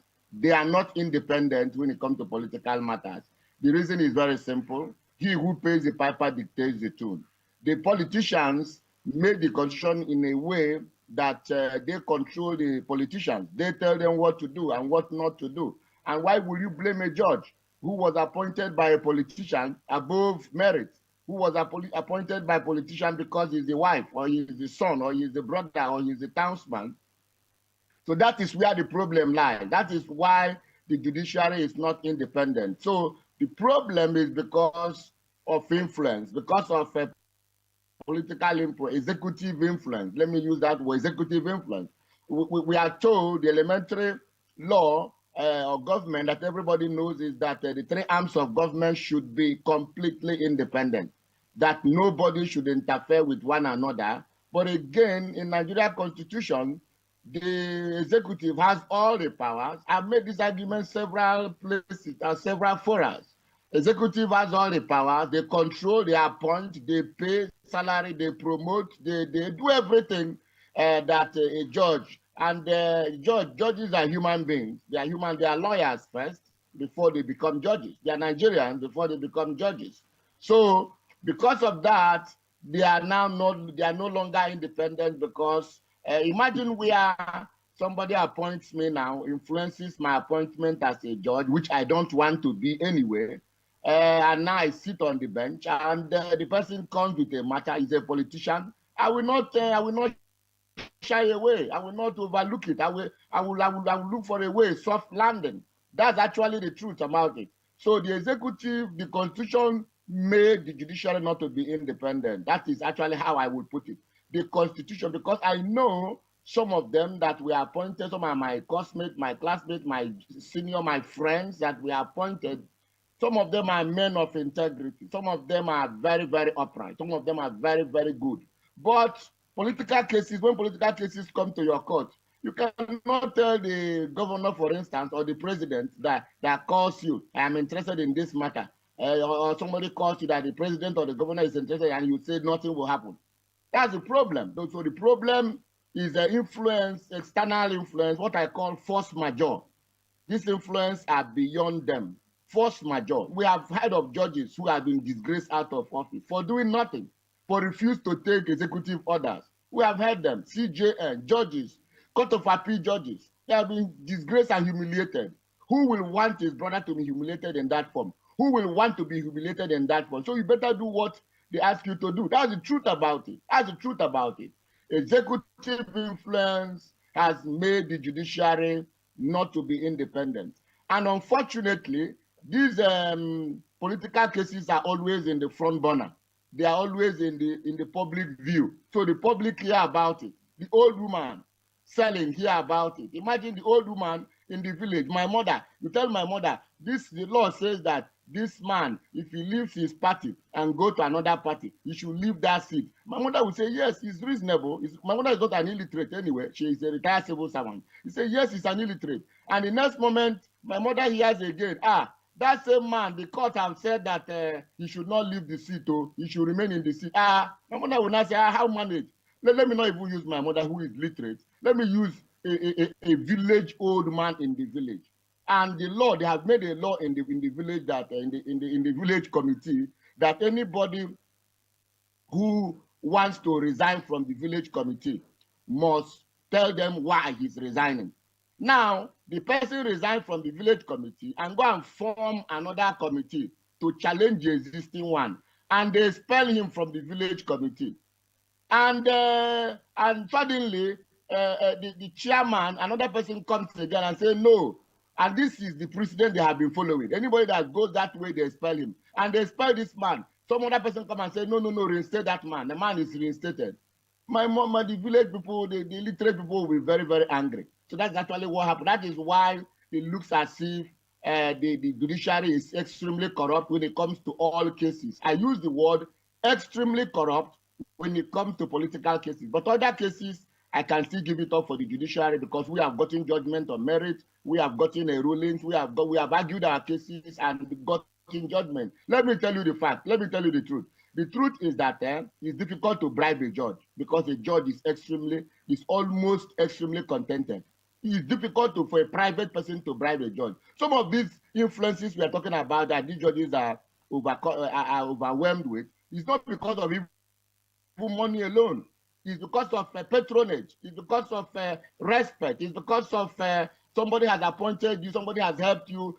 This is an opportunity to help the person. But sometimes it's not just money that the politicians use. The politicians use influence. The politicians use all manner of things. No worry, that guy, my guy, we appoint him as a judge. Don't worry. Even if the guy, the person that is appointed as a judge is on merit, but again, he wouldn't have gotten it if his political friend or political brother or political husband did not go and make sure he gets it, because a lot of people are looking for the job. And if I look at you, you're on merit. Some of them are on merit. You're appointed by somebody. The person comes today and comes one day. You definitely have to help the person. So it is the public knows about it because these are political matters. Like I said, it's difficult to bribe it. How much do you have to bribe a judge? How do you see a judge? Of course. Now, Barrister Hire King, you've mentioned the issue of executive influence when it comes to political court proceedings and court rulings. And I just want to ask, seeing that there is a heavy influence from the executive arm of government, is there a possibility for judges to operate without fear or favor, given what is obtainable in our constitution at the moment? When, how is it possible for a judge to still act according to the law, even with the interference of the executive influence in court proceedings? It is not possible. It's completely impossible, especially when these cases come to you as a judge. It's very, very impossible. It's difficult. It's extremely difficult. I speak with judges. They are human beings. I know it's not possible. It's not possible. Some of them, if they tell you their experiences, they don't sleep. If this call will come, this one. One of the judges was narrating his experience when he was handling one of these highly political matters. He said he couldn't sleep. He says he's sleeping, the call is coming. Hey, make sure you detain him. Make sure you release him. Make sure you deliver that ruling today. Make sure that ruling is not delivered today. That ruling will be next week. He will off his phone. When he off his phone, his mind will be beating because calls will be coming. They now accuse him of offing his phone. He put back the phone again, over 1,000 calls. This one, he said he was confused. In fact, he said he nearly got heart attack because of the calls and the influences that was coming. Answering your question, the way the constitution is configured and the executive influence is not possible if they want you to do a thing. The only thing is to recuse yourself, to remove yourself from the case. That is one of the things. And when you do that, they will also accuse you that you are not their man. You are not obedient. You are not an obedient. For God's sake, a judge shouldn't be obedient to anybody. A judge should be obedient to the law. If you bring the law is in favor of his mother, he will discharge his mother. If the law is against the mother, he will convict his mother. That is what the law is all about. That is why the eye is tied, so that you will not see the person on the scale. But again, today now, they have opened the eye. The eye is very bright. The eye is looking and seeing everybody. If the mother comes, say, take it away. His friend come, take him away. If a political godfather come, take him away. I will not strike. And all that and it's not helping our judiciary. It has made a mockery of the judiciary. Judiciary in Nigeria is mocked. Everybody knows. Like the issue of defection that time. Almost everybody knows the outcome. Anything that happens, they tell no, the court will. In fact, they have generalized all the judges.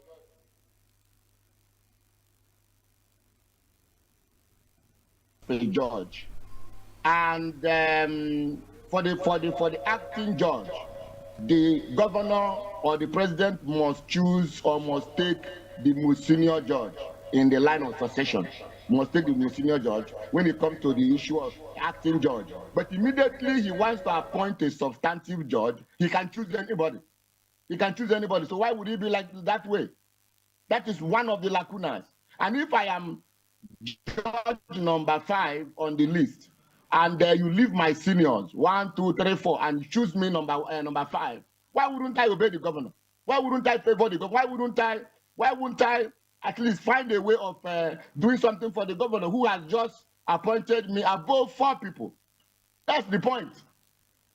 For listen to me, for acting chief judge, it must be the most senior. But for the substantive, why would it not be the most senior? It should be automatic. Immediately there is a vacuum, the next person in line should take over. Whether you are going to stay for 1 week or whether you are going to stay for 1 month or for 5 years, you should take over. That is what it should be. It should take over. That is, we are independent. The governor shouldn't have a hand in the appointment of judges. The president shouldn't have a hand in the appointment of the CJN. The judges should do their, judiciary should do their thing, to have their way. They know who is senior, whether by 1 day or by 1 year or by your name alphabetical order. There's a way we calculate. If we are called the same day, we will still find out who is a senior. If we are called the same hour, there is a way we do it. We must find out who is a senior. We begin to by your surname, by the first letter in your surname. If our first letter they are the same, we go to second letter. If the second letter is the same, we go to third letter until we find a senior. That is how we be. That is how it should be done in appointment of judges and chief judge of Nigeria. Sorry, CJN. So that is what it should be. Not for the governor to choose whoever he wants to choose. That is wrong. That is where the influence begins. Then the appointment too, the appointment should be on merit. For instance, they have what they call, if they want to appoint a judge now, they have what they call a list and B list. Sorry. A list are the people that has been chosen. I use the word chosen as people that will be appointed, that choosing to be appointed. A list. Assuming they want to appoint 10 judges now, they have what they call A list and B list. Even at the Court of Appeal and Supreme Court. Very, very unfortunate. A list are the sure banker. what they call in pool betting. They call it sure banker.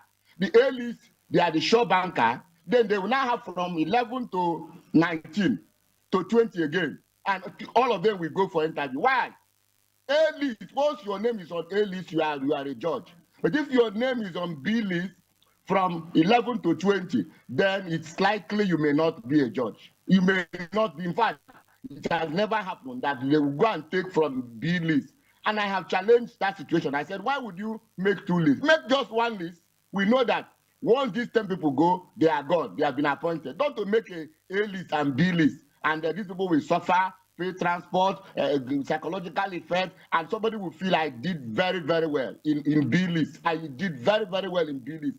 Yet, he cannot be a judge. And judges should be people that are willing to be judges. They shouldn't be people that just want to be judges. Or their husband want them to be judges. Their father want them to be judges. Their mother want them to be judges. It should be people that are willing to be judges. Willing. Passionate about being a judge. Those are the people that should be appointed. Once you meet all the criteria, you should be appointed. Then again, the judiciary also should be unbundled. The Court of Appeal and the Supreme Court. Even Rivers State. For instance, Rivers State is entitled to 50 judges. And this law was made in 2001, the Rivers State High Court law. It permits the Rivers State to have 50 judges at a time. And in 2001, when that law was made, Rivers State have less than 10,000 cases. Today, Rivers State have over close to 50,000 cases in all our, talking about only High Court, only High Court. I think about 50,000 cases the last time we checked. About 50,000 cases. And it's still 50 judges. So how can they perform? 50 judges again. In fact, Rivers State has 45 judges now. We don't have to have up to 50 because one of our brothers just died. One of our judge just died. So we have just 45 judges handling about 50,000 cases. So average of more than 10,000 cases per judge. And the law was made in 2001, 25 years ago. It has not been amended to at least increase the number of judges. Presently, Rivers State needs nothing less than 100 judges. At least 2 judges per local 6. Then 50 in Port Harcourt. 50 in Port Harcourt. The magistrates, we need more than 200 magistrates. Because Rivers State is an extremely litigious state. I don't think after Lagos, there is any other state before Rivers State. I don't even know whether Rivers State and Lagos, who is even higher in litigation. We have so much in Rivers State. So judges will now be employed at that level. Willing people, not people that are not willing. Willing people. People that are desirous of being judges. Then appoint them, they will do well. Not to go and bring your wife, bring your husband, bring your son, bring your daughter is wrong. That's the influence we are talking about. Okay. Thank you so much, Barrister Hayaking, for joining us on the program this morning. It's always a pleasure to have you. Thank you for joining us. Health is more than a diagnosis. It's your lifestyle, your choices, and your future. Join us on Inside Health, your weekly deep dive into the stories, science, and solutions shaping your well-being. From expert interviews to real-life journeys of healing and hope, we cover it all. One of the complications of cancer management or treatment is they have some of them, at one point in time, you see them having anemia. Okay, so you see them at times being transfused. But at the same time, you come in with a diet. Nutrition, mental health, innovations in medicine, fitness, and everyday wellness. Whether you're managing a condition, staying informed, or just living your best life, Inside Health is your trusted guide. I'm Chigicha Gorom, and I'll be with you every week on Inside Health, only on Signature TV. The Carthage Eagles of Tunisia are facing the possibility of walkover in the final group stage match of the 2026 FIFA World Cup due to reported visa complications. According to reports emerging from the Tunisian camp, the team may be unable to honor the decisive group stage fixture against the Netherlands in the United States unless urgent measures are taken to resolve the situation. The development represents another setback for Tunisia, who have already endured a disappointing campaign at the tournament, The North Africans suffered defeat in their opening 2 matches against Sweden and Japan, leaving their hopes of progressing from the group in serious doubts. With the clash against the Netherlands expected to be their final outing at the tournament, uncertainty now surrounds whether the Carthage Eagles will be able to take to the field. Egypt earned their first World Cup win in their history by beating New Zealand 3-1 on Sunday, putting them on track to reach the knockout round for the first time. Mohamed Salah, Mustafa Ziko and Trezeguet were Egypt's scorers after Finn Salman had given New Zealand the lead after 15 minutes of the Group G match in Vancouver. The victory puts Egypt top of Group G on 4 points and needing just a draw against Iran in Seattle on Friday to move into the last 32.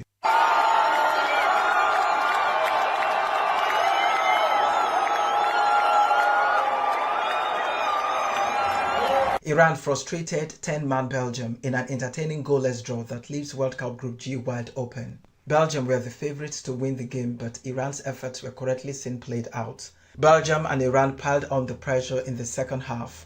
Both sides had chances to win it late on, but neither could break the deadlock. In tennis, Serena Williams will make a surprise return to singles action on Wimbledon late this month after accepting a wild card.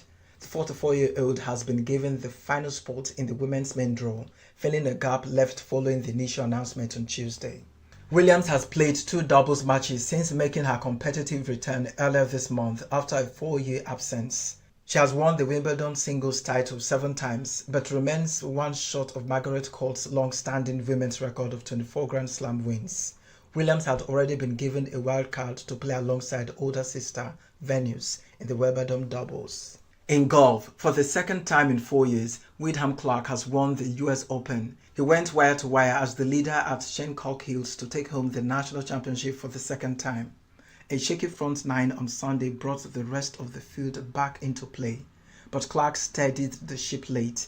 He finished at 4 under par, just 1 shot better than Sam Burns. Clark made 3 bogeys on the front 9, cutting his 6-shot lead to just 1, but an incredible birdie on the 10th, followed by a solid par on 11, helped him steady the ship. Down and in. Unlikely birdie for Clark to open it up to 2 over Burns. That's Sports News on Signature TV. I am Christopher Lely. Get plugged into the heartbeat of entertainment on The Hub, your ultimate show on eVibes. From trending stories and social media drama to top charting music, must-watch movies and exciting... Nigeria are not practicing true democracy. Why? Number 1. Why is democracy? It's the government of the people, by the people, for the people. But the people are not seeing what the government are doing. The government is just deceiving people. There is no true democracy. So to me, democracy is not...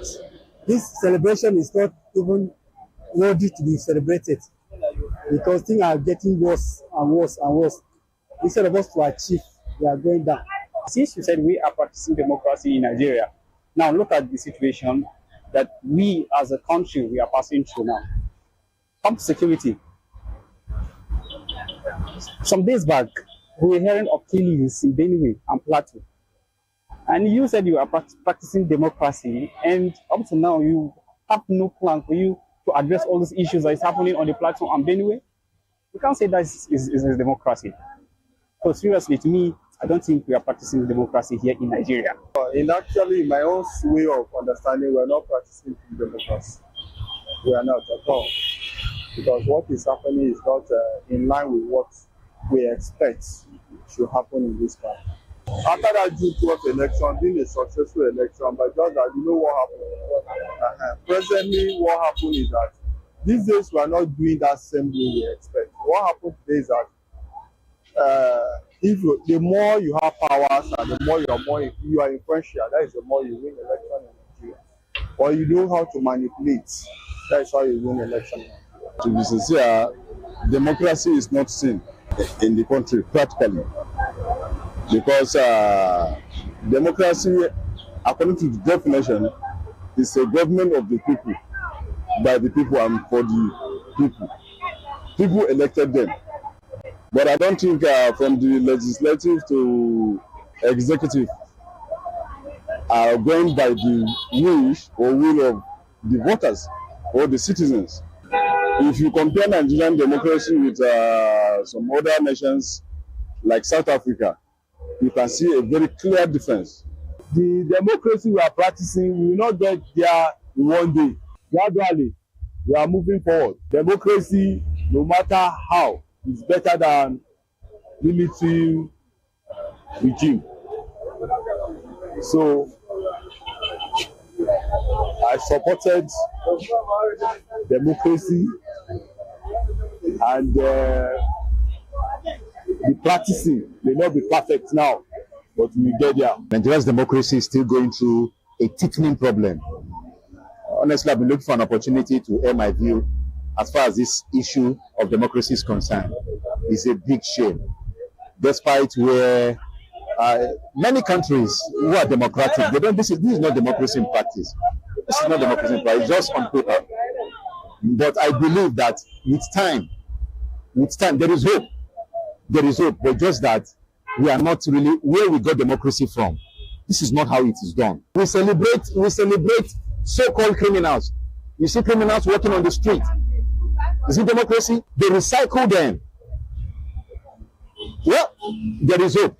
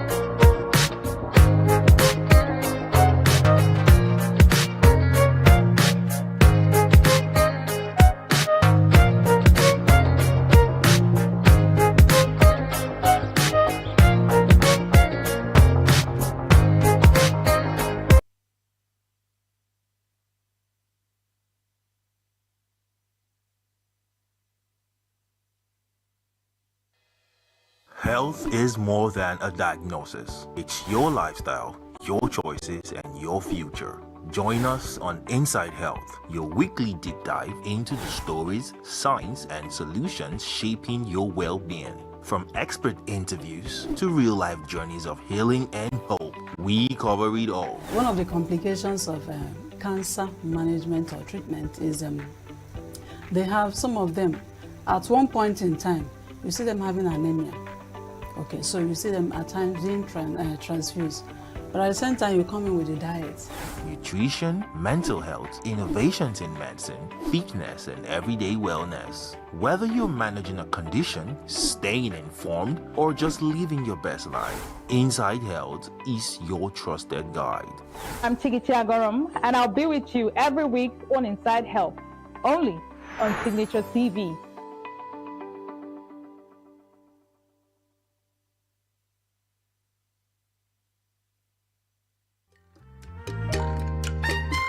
The way we see the world shapes the way we change it.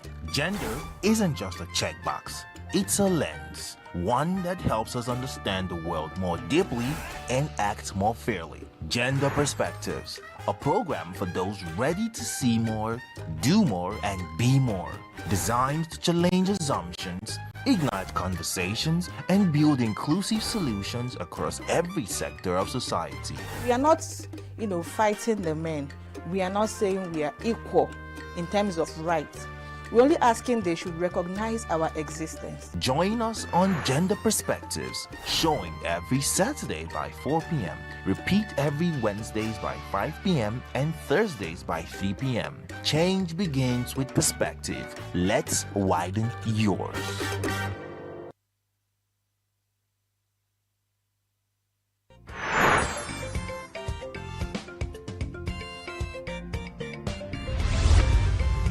Signature TV, news in your pocket.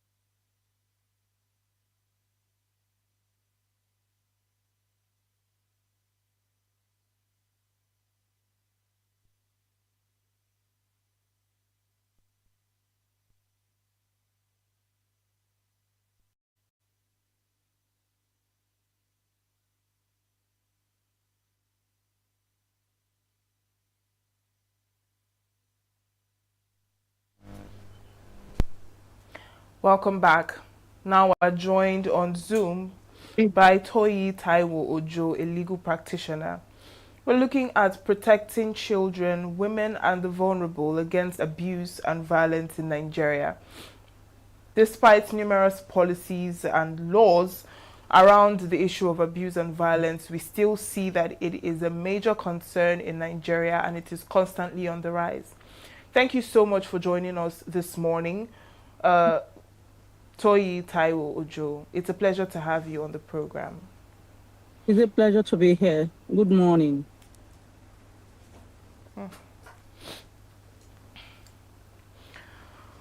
Now, looking at this issue of domestic violence, now across Nigeria, we have a number of reports around domestic violence, exploitation, abuses among all children, women, and vulnerable groups.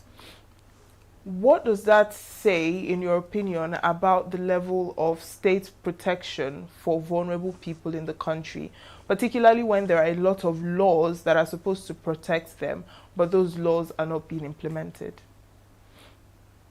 Thank you for that very salient question. I want to say this, that we have very beautiful laws. And like you said, there is a lot of laws surrounding vulnerable persons like women and children. But sadly, what we lack is enforcement. We lack the political will to enforce these laws. I will tell you for a fact that the eastern states, especially Abia, Rivers, they have laws protecting widows. But these are the places where you see widowhood practices, harmful widowhood practices, like the most. How many people have been prosecuted under these laws? We see in Lagos State where we have a dedicated law for domestic violence. Apart from the violence against persons prohibition,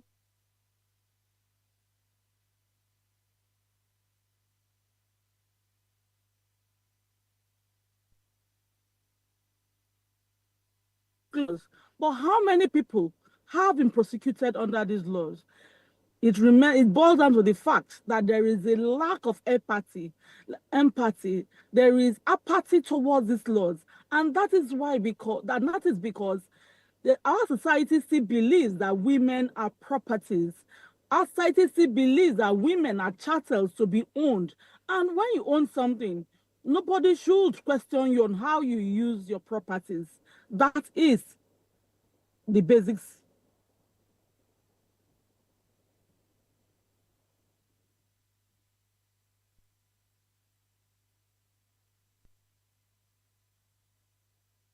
If you can hear me, are you still with us? Yes, I can hear you now. All right, we lost you for a moment there, so please, can you take it again? Okay, so I was saying that there are beautiful laws in the country that protects women, but the truth of the matter is that there's a political, lack of political will to implement these laws. And that is because our society is patriarchal. Our society sees women as chattels, properties to be owned. And when you own a property, nobody should question you on how you use your property. So we need a reorientation of our values, of our customs and tradition as a people, so that people will know, our society will understand that women are not are not subhuman or second-class citizens. Women are human like any other gender, and they have these rights, and these rights should be protected. All right. Now that you've spoken about women, let's talk more about the violence against women. And while we see, just like you mentioned, that the laws are not implemented, particularly because of the society we live in and how they view and perceive women as, we also see that many people who are victims or survivors of different forms of abuse and violence choose not to report their experiences or choose not to report their abuser. What factors would you say continue to discourage reporting amongst women who are victims of this issue? Okay, thank you so much. I can grade this into many factors. One, psychological in the extent that we have what we call trauma bonding or Stockholm syndrome. And this is a psychological situation where a victim begins to develop a strange kind of affection for her abuser or his abuser. In this case, let's say her abuser, because we're talking about women and children. Now, when this situation occurs, the victim, the survivor, cannot differentiate between reality anymore and whatever she has built to, safeguard herself from as a buffer for this abuse. So when you say these kind of things, you begin to, when I see women who do not want to report, because of course they may have developed this what we call trauma bonding with the abuser. Now we have another factor, and that is the societal factor. The fact that where are they going to? Most of these women are not economically independent. And then if they leave, most times because we have created a society where wealth is gender dependent. We have created a society where a man is seen as the one with the economics. So when these women want to leave, remember that they may have children, a lot of children. They will think of where they are going to take those children to. Unfortunately, we do not have enough shelters in the country to protect these women. So they now choose between living on the streets or continuing the abuse in their own mind that, okay, if I stay here, at least my children will have a place to lay their heads. Now, another thing again you have to consider is when there is no family support system. That I cannot reiterate enough. You see, most of these women stay in an abusive home because they go back to the home, even on their wedding day, their traditional marriage day. You will hear the family saying, as you are leaving, you have no place in this home again. So whatever you see in your husband's house, you will bear.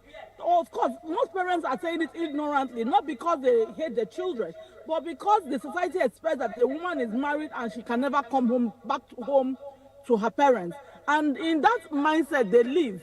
And then when eventually some of them come home, the family will tell them there is no place for you. And remember that most times our society favors the male gender as against the female gender. Asking when they now come home, they don't have even an inheritance. They don't have anything. They don't even have a room to themselves. So what will they do? They continue to stay with the abuser. Now, like I've also mentioned the economics. Finance is a major thing, and I always say that one of the ways to break the shackles of patriarchy, is for women to be economically independent. When a woman is economically independent, she makes choices. Yes, she may not always make the right choices, but at least economics is out of it, and that will help her to make, at least to a reasonable degree, a good choice for herself and for her children. Now, another factor we have to do is we have to reason again is the low self-esteem. Abuse has a way of, shattering people's self-esteem. And then these people begin to doubt themselves if they can even survive.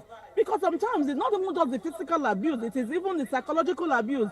Who do you think would admire you? You think you are beautiful. You are not useless. You are stupid. And these women begin to internalize all these hateful comments. And before you know it, they just feel that, oh, I cannot exist without this person. So they are stuck in that abusive environment. All right, now let's move to the children because we are talking about children, women, and vulnerable groups. Now, looking at children as well, we find that a lot of incidents of abuse occur with children, particularly in their homes. Most of them are abused by their parents.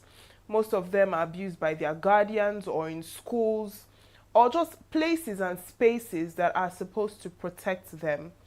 Why, in your opinion, would you say that these safe spaces or supposed safe spaces are now increasingly becoming danger zones for children? Thank you. For me, I feel that it still boils down to the lack of political will to implement our laws. You see, we will continue to have this pace of abuse against vulnerables and children. They will continue to be targets of people's frustration. You know why? Because they know there are no consequences to whatever their actions are. When parents know that, oh, I can discipline my children, but to a very minimal extent, because if I discipline my child to the extent it becomes an abuse, I can be arrested. You will see that more parents will be intentional about their parenting. More parents will become very conscious, about preventing the children from becoming deviants from childhood than waiting for the child to become grown-ups or older before they begin to discipline them. Then we have these situations where we have the NAPTIP Act, that children cannot be trafficked. But how many we still have the prevalence of children, being used for child labor, children being housemaids and houseboys. And until these laws are implemented, we will have guardians who see these children as soft targets, who see these children as outlet for their frustrations, and they will continue to target them because they say that they feel in their mind that they are doing this child a favor, and that is why they will continue to abuse these children. You see, when the home is no longer safe, when schools, when churches, when safe places are no longer safe, we should ask ourselves as a question as a society, because the society is only as good as the way it treats its vulnerables. These are issues that we need to address as a society. Why are we allowing abuse against the weak ones of our society to become prevalent? Why are we allowing it to become something that has become endemic and of epidemic magnitude? Our children are not safe with us. They're not safe in churches. They're not safe in schools.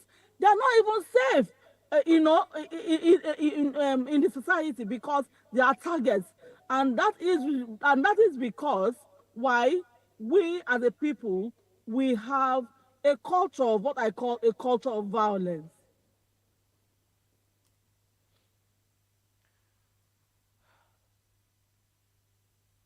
Okay. Now, let's also look at the vulnerable groups, people living with disabilities. Now, most people don't even remember that people who live with disabilities, the elderly ones, and other vulnerable groups are also subject to forms of abuse and violence in Nigeria. So I'd also like you to speak on that as well, and violence and abuse as it pertains to people with disabilities and the elderly as well. Thank you. You see, one thing I have said, like I said in my last response, I said that a society is as good as the way it treats its vulnerables. Now, we have a society that mocks disability, unfortunately. I do not know how we got to that point that I do not know how we got to the point where we begin to mock those who we feel are not as good as us. So, or those who we see are different from the regular people or regular persons we know. The elderly are those who, of course, from 60 years and above, those who, because of their age, they are infirm, they are not as strong as we are. I see sometimes they come in the streets and they begin to beg because, one, the children that they are hoping for to take care of them may not even have the wherewithal to take care of themselves, not to talk of taking care of the elderly ones. Remember, we had a society, a communalistic society, where children take care of their parents, during the agrarian periods where people had farms but now the situation is different. We have children going into the cities, to look for work, and the old ones are left at home, sometimes without a means of support to fend themselves. The truth of the matter is that until the government begins to understand that these vulnerable ones are part of the society, we have over 20 million people living with one form of disability in this country. And that's a major chunk of our population. And until we begin to understand that these people are citizens of this country and they deserve a good life, we will continue to have this vicious circle of abuse against vulnerables. The government needs to build elderly people home. They need to make sure that tax that there is a creation of fund, that the tax we pay are applied to taking care of these vulnerable persons, people who cannot help themselves. So we, the people who are regular, who have the whole function of our bodies, we should be able to work to support these people. And until we understand that vulnerability is not something that people pray for, ask for, or that we understand that disability is not something that people actually look to getting, we will continue to have these issues. Remember that somebody today, you may be fully able-bodied today, but tomorrow, by a freak of accident, by sickness, by anything, you may become part of that a population group. So how do you want to be treated? And that is what every politician, that is what every policy maker should have in the back of their mind, when treating issues like this. Now, looking at vulnerable groups, I mean, one would wonder, what about the men? Where do they come in? Is it that they are not also susceptible to violence and abuse? So I'd also like you to speak on that as well. When we talk about vulnerable groups, are we only looking at women, children, and disabled and elderly? Are there men that can also be classified as part of vulnerable groups? Okay, thank you so much. So, when we're talking about vulnerable groups, remember that it is gender neutral. We have people living with disabilities who are men. We have the elderly who are men. But when we now begin to think stricto sensu, what vulnerability means, we're not talking about able-bodied men. We're not saying that they are not susceptible to abuse. We have that small minority, that are also being abused, yes, by women. Of very funny, but that's the truth, and that is what data supports. But when we say vulnerability, we are talking women, children, elderly, and people living with disabilities, because most of the societies we have, around the globe are patriarchal in nature. How can you say that you who have the power, you are part of the vulnerable persons? It is a negation, of ideology. You have power, you cannot also claim to be victim. But are they susceptible to abuse? Yes, they are susceptible to abuse. There are people among this gender group who are also abused, and who the law also Thankfully, the Violence Against Persons Prohibition Act, was very gender neutral in its language and protects men, such as those. Earlier, you mentioned the issue of cultural practices, particularly in this part of the world, in Nigeria, as being one of the factors that enable abuse and violence of vulnerable groups. Looking at our worldview, even how we see discipline. You also spoke about discipline and how parents should discipline their children. But we all find that most of these things are rooted in cultural and traditional beliefs of how things should go, both in relation to women, children, and other vulnerable groups. Now, in your opinion, how should we as a society be able to navigate this, this difference between trying to respect our culture and our traditions at its core, while also, protecting human rights and not overstepping the boundaries into what could be termed as violent acts towards another person? Thank you. Beautifully, we have our constitution, and the opening paragraph of the constitution says that any law that is inconsistent with the provisions of this of the constitution, is to the extent of this inconsistency is null and void. The litmus test for any culture is it repugnant to natural justice? Now, is it fair? Is it justice? Is it something that any reasonable person will see and be like, oh no, this shouldn't be happening? Let me tell you, the truth is that until we understand that culture is nebulous, culture is dynamic, culture is fluid, we cannot continue to be stuck in the practices that was relevant in our great-great-great-grandfather's time, but are no longer relevant now. One of the papers I have written, I presented a paper sometime at the CSW in 2022, and that was harmful widowhood practices against harmful traditional widowhood practices. Yeah, and I remember one of the things I said most of the times these laws, we have to understand why this culture, why it came into existence. The culture of telling a woman not to go out, when her husband dies. It was supposed to protect the woman, because at that time she is grieving. She is supposed to be with the support of her family. It was the time that family's friends bring food to her for her and her children to eat.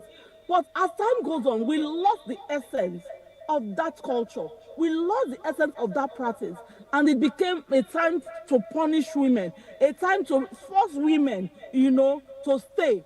Even the cutting of the hair, the scraping of the hair was not supposed to be something that was inimical to the woman. It was supposed to signify to anybody, because of course they didn't have ID cards. But it was supposed to be for the women. When a woman's head is shaving, it's for people who see the woman to see her, have a level of sympathy to her, that, oh, this woman has just lost her husband. We need to be more empathic. We need to be more, more considerate of her. But now it has become something that, has become harmful. Should we now say that we should continue such practices that are no longer relevant? We now have ID cards. We now have forms for people to fill and say, oh, state your marital status, and the widow can say, I'm a widow. We now have women who are working, who can provide for themselves, and they may not necessarily need to be confined to a secluded place. We now have, innovation, technologies to help people keep in contact with each other. Then do we now say that because our forefathers did it, we should continue to do it?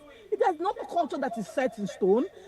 Everything is subject to change, and change for the better is always appealing, like a popular advert used to say back in those days. So, in your opinion, what then is the way forward? What is the solution to this issue, particularly seeing that, just like you mentioned, we have these laws, but they are not implemented because of lack of political will and the society. So, at what point can we get to a solution to this issue and these rising incidences of abuse and violence against vulnerable people? Yeah, so we will not stop sensitizing and advocating for these rights. We will not stop sensitizing and advocating for our government to become, to implement these laws that they have made.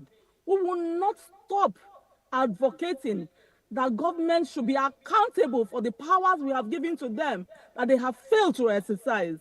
We will not stop advocating that men and women, begin to respect each other. We will not stop advocating that women, children, vulnerable persons, the people living with disabilities are a part of the society, and therefore their needs must be met. And that is why we say that people like us who have chosen to be in this space, we will not relent. And we need a reorientation. Our society, I don't know what the National Agency for Orientation is doing, but they need to do better. They need to sensitize our people. Women are not chattels. Children may be your biological children, but they are citizens of this country, and they have the same rights that you have. You cannot continue to harm and hurt children and say because they are children that they do not have rights. There is a child right law in this country. We need to see that people are sensitized. A lot of people, times, these violences are even committed out of ignorance because they do not know better. I have seen a man who came to me and said that she never knew that asking a 16-year-old girl out was a crime. That he thought that when a girl is mature, a man can ask her out, and if she accepts, then they are good. That he never knew that until the girl is 18 that her consent is not valid. So these are the things we should continue to do. Sensitize our people. Make sure that they understand that ignorance of the law is no excuse. And with that, I am telling you, we will have that society, that bright future that we are all hoping for. A very big thank you to you for joining us on the program this morning and for lending your voice to this particular conversation. Thank you for having me.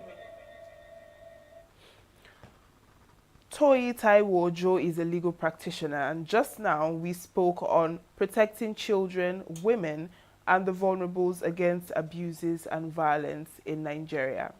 Do stay with us as we will be back after this break. We are local. International communities observing why the main market is in chaos. People. We are national. Those in support of this motion as amended say aye. Aye. We have taken the vote by default. We are international. Israeli airstrikes. Donald Trump left us the worst unemployment.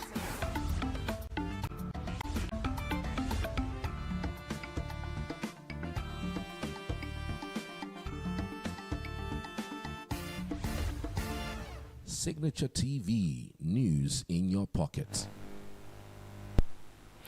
Is the judiciary truly independent in Nigeria? That is a conversation that is coming up next, which we had with Ejike Okpa. Do take a look. Independent.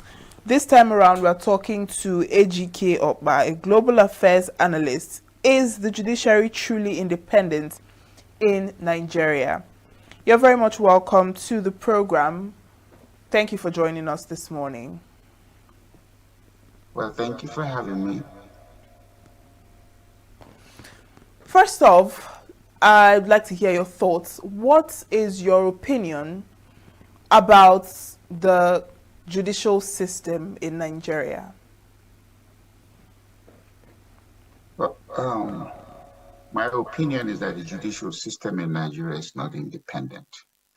When you talk about the form of government Nigeria has been, practicing since 1999, which is democracy.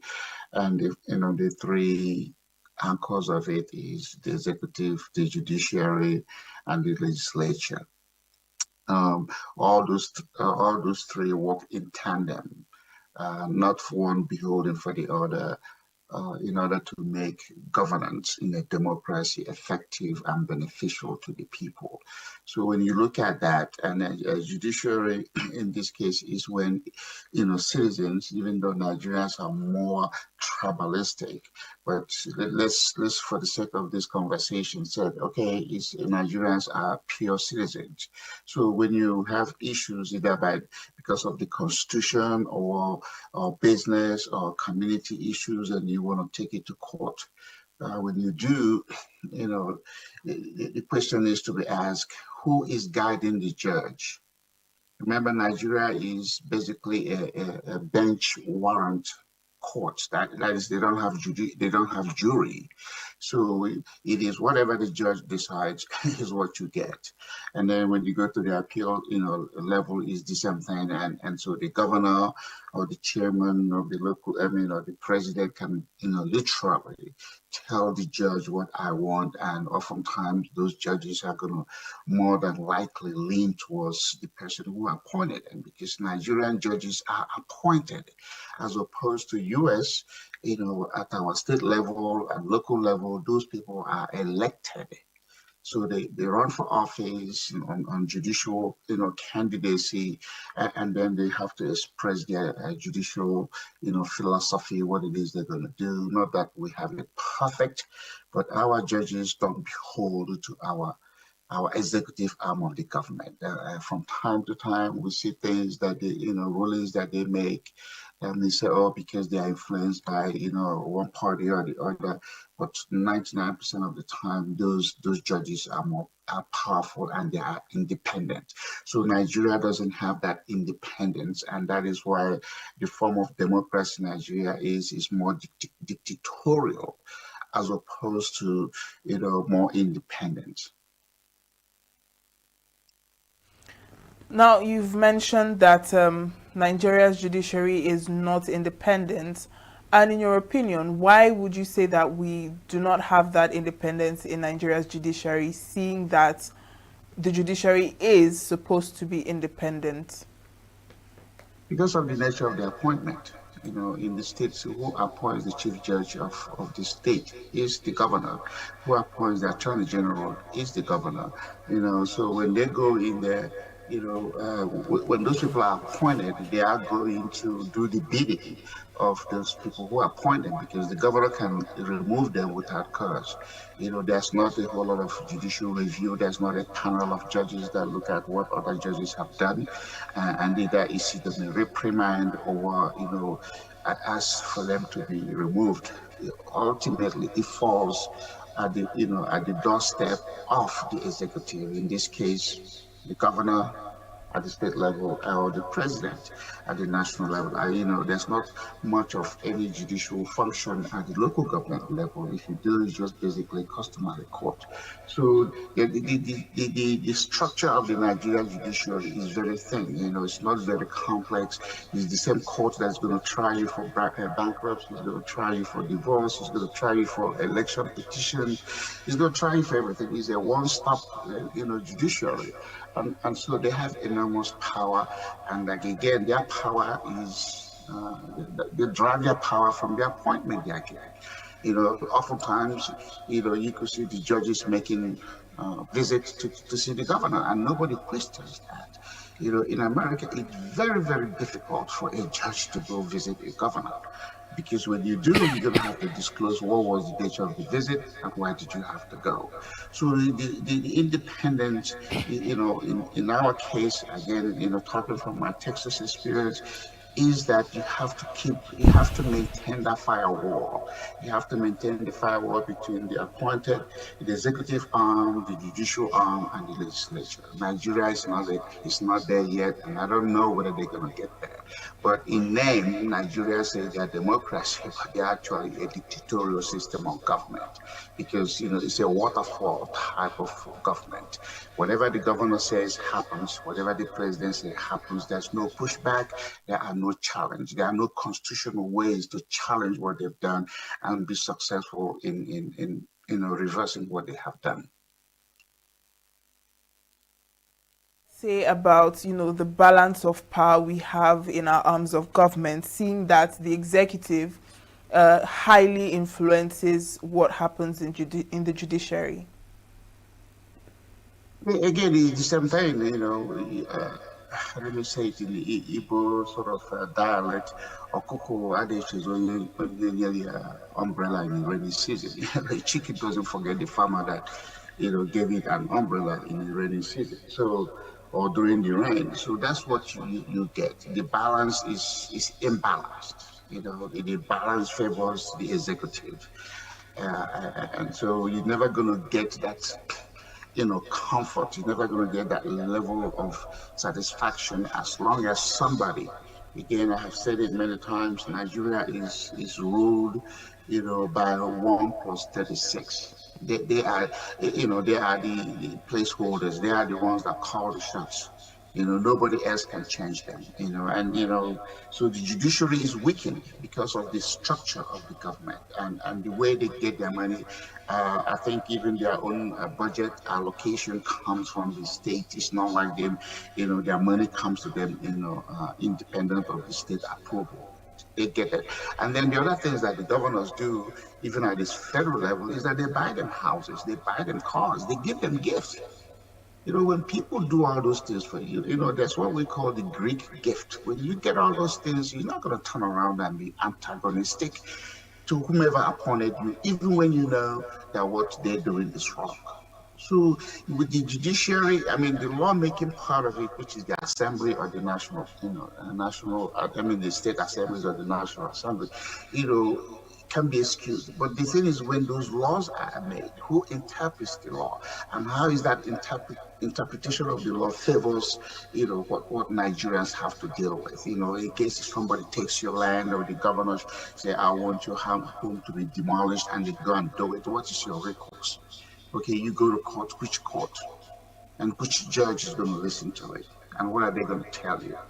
So the Nigerians are handicapped, not because they don't know what to do, it's because of the law or the constitution they have been given to operate under. And until these are challenged and reversed, you're not going to get any mileage out of it. Nigerians are just going to keep moving on, but they're not going to be thriving because you have to unleash the talent and the skill in Nigerians, and the way you do it is to have laws, regulations, and rules that when those things are handed, and if they don't favor the people, somebody can go to court and sue and do what?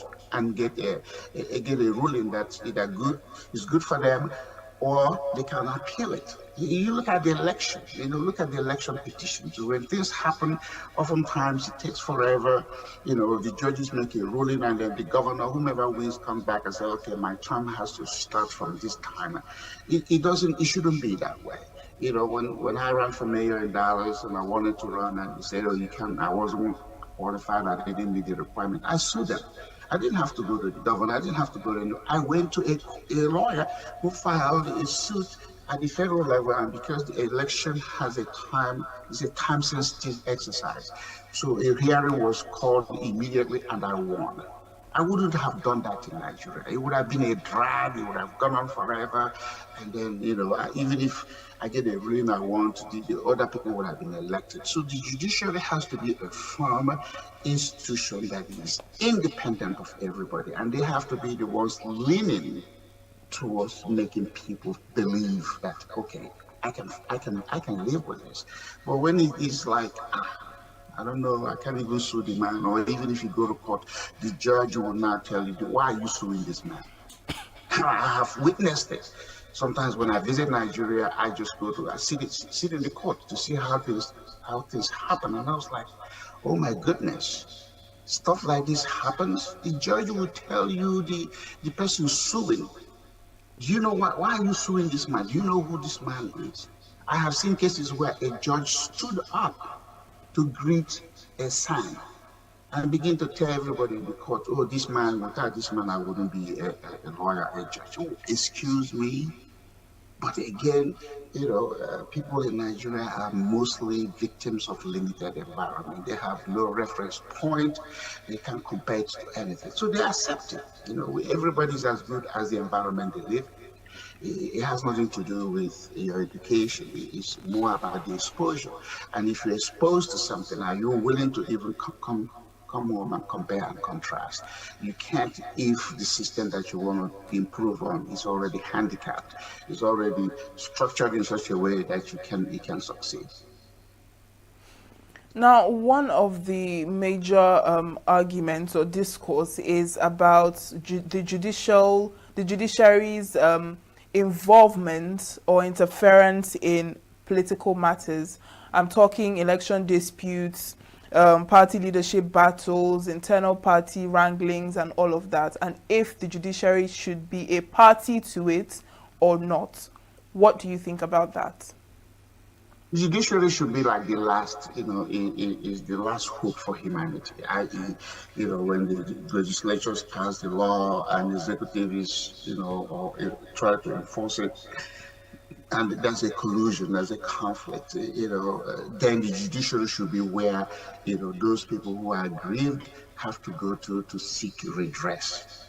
So in the case of Nigeria, again, you could see judges attending weddings and anniversaries with the governor. So if a governor or somebody, a candidate has run for office, you could see them, what do I say, socializing with the people that are going to entertain their petition. And what does that tell you? So if the visibility is so obvious, it defeats the purpose. The Nigerian judges are not ones that, you don't see, you can see them. When the cases are on, in fact, some of them even take the files home and tell you, come to I mean, these are things that go on. And no Nigerian judge, maybe very few of them have been stripped of their judgeship. But they do these things with impunity, and they do these things because, the system allows it. The system allows it. And so in the election situation, that's what you get. You could be the rightful winner, and then they can go the other way. Then what do? You go to Supreme Court. What do you get in the Supreme Court? Nigeria don't have a fixed number of justices in the Supreme Court. The president can wake up one day and flood the court, with as many justices as he wants, because they are the ones that are going to give him what he wants. That is not how democracy works. And again, democracy is a system of government that is for mature people. Nigerians, this is just, an easy way to make it understood. Nigerians have not matured to understand democracy. We still believe that if that's a way to go in and influence an outcome. Because, the idea is to bribe, to induce, to promise, to give gift, to go to your child's graduation or wedding and give a gift while the judge is the father of the groom or the mother of the bride or something like that. It happens, but nobody says anything. Nobody says anything. So you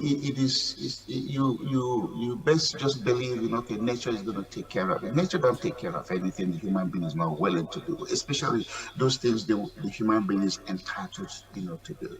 So Nigeria has just resolved to, let's see what happens. But it's got to be, the people have to be agitated by this, and they're gonna have to push. And then the interesting thing is that it doesn't have to be uniform in all the states. Every state can come together and decide, how do we get our judges elected? How do we even want to have a jury system of trial, not just a bench trial? Those things are important. In America, when the jury makes a decision, the judge cannot do anything. The judge now goes by what they call the sentencing guideline and then begins to say, okay, you go in for this amount of time. But it's the jury. So in the case of Nigeria, it's the judge. The judge is the the jury and the judge. They hand it to you. And then the next thing they say, go to appellate court. You don't even know where you appeal. You know, something can be happening in Enugu, the other guy will sue you in Abuja and drag you to Abuja because he or she feels that's their going to get justice. You know, justice has to be localized. You know, because when things happen, it happens in a geography. You know, it is only when you start to appeal and then you migrate. And Nigeria don't have a very strong appellate court system. You know, because if something happens at the lower court, you got to be able to go to appeal court, and that justice or reversal has to happen within a time. It shouldn't go on indefinitely. Again, back to the issue of elections, sometimes those things drag on for 1 year. What are you looking at? You know, again, I give an example. When my own thing happened, running for mayor in 2003, you know, and the election, it was 4 weeks away, 6 weeks away. The court has to make a decision. And that decision was for me to be placed on the ballot. But if in case of Nigeria, they would have ignored me and kept going, and then after they rolled in. So this is a jumble. They just jumble things up because the rule is not clear, and there's no time is of the essence, you know, a mentality in Nigeria. You know, that's, you know, justice has to, you know, justice denied in the case of Nigeria is justice delayed, or so there has to be a time sensitive. If you want to do the election, you know, elections, Nigeria has the swearing in May of 29th every year. So elections are in January or concluded by February. You can now set a guideline. If anybody's going to do a petition, that petition has to be filed at this date and the conclusion must be reached at this date, so that everybody that is won or has been cleared to have won gets sworn in at the same time, not where after the fact you now make a ruling. Nigerians have to do that. Put a mandate, and the petitioner has to come in and pay for the judicial staff or his party, either the individual or the party paying for it. But the time has to be set. Once the election is concluded, you have 4 weeks to file your petition or 2 weeks to file your petition, and then another 2 weeks for that petition to be heard, and the ruling has to be made. If an appeal is required, it has to. So you now go in and you have 6 political zones in Nigeria, and you constitute, you know, what I call a appeal court just for the petition at those level. If it's a federal thing, but remember, the only thing Nigerians vote for is what is it called? The president. You know, the senators are at local level, so those should be decided at the state level. The governors are the same thing. So you should even do the zonal appeal court, but it has to be done, you know, by time guideline. Start here, end it here, and not drag it on. Now, while you were speaking about the this involvement in election processes, you made mention of judges fraternizing with political figures, governors, and the likes. And I would like you to explain, because one would wonder if these judges are not supposed to fraternize or have friends in said political positions. How does one draw the line between you know, personal or interpersonal relationships with people who may or may not be among the political class, while also trying to maintain law and order in the judiciary? You know, when they fraternize and they're clouding the issue, the judge may be, you know, the person fraternizing with the judge may already have a case going on, you know, in the court. But who does that? Who reviews it? Who said, you know, Mr. A, you know, I saw Mr. A at the home of Judge B, you know, and Mr. A has a case pending you know, before the judge. You know, those are conflict of interest, you know, and if Nigerians don't have conflict of interest, Nigerians don't have, you know, sensitivity to, hey, I can talk to you, you have a matter before me. No, they don't have that because there are ways they do it. You can do a study. Your media organization can do a study, and that is if there is a major wedding going on, you go over there and see who is attending that wedding and who is giving gift. Because when people give you something, there's a purpose. It could just be out of the goodness of their heart. But when they start buying you cars, okay, there's going to be something going on. So that is what I'm saying. That the Nigerian culture, from the traditional ways to trying to build a statehood, modern way, it is convoluted because there's no boundary. There is no rule of engagement. I give it, again, I'm fortunate to be in America, and not only am I in America, I'm engaged, I'm involved, I've served on boards and commissions. I serve on a board, of sometimes it's 10, 12 people, 7 people, but we are always sensitive as to quorum. So we never, if I'm on a board of 5 people, there's never a time any 3 or 4 or who should be at a location for anything, either socializing or in a bar, because once it's known, it's like, hey, chances are we're talking about state business. Even when we send emails, we don't copy each board members in a group email. It has to come to each member. So these are things that we do in terms to enhance ethics and then be able to put the firewall between conflict of interest. But do we have that in Nigeria? No. So the judges, again, the political people, the legislature and the governor, fine. But for the judges, they should be insulated. They should be remote. Nobody should be seen interacting with them. And if you go visit them, there should be a log. Who came to see you and why did they come to see you? At least put it in place.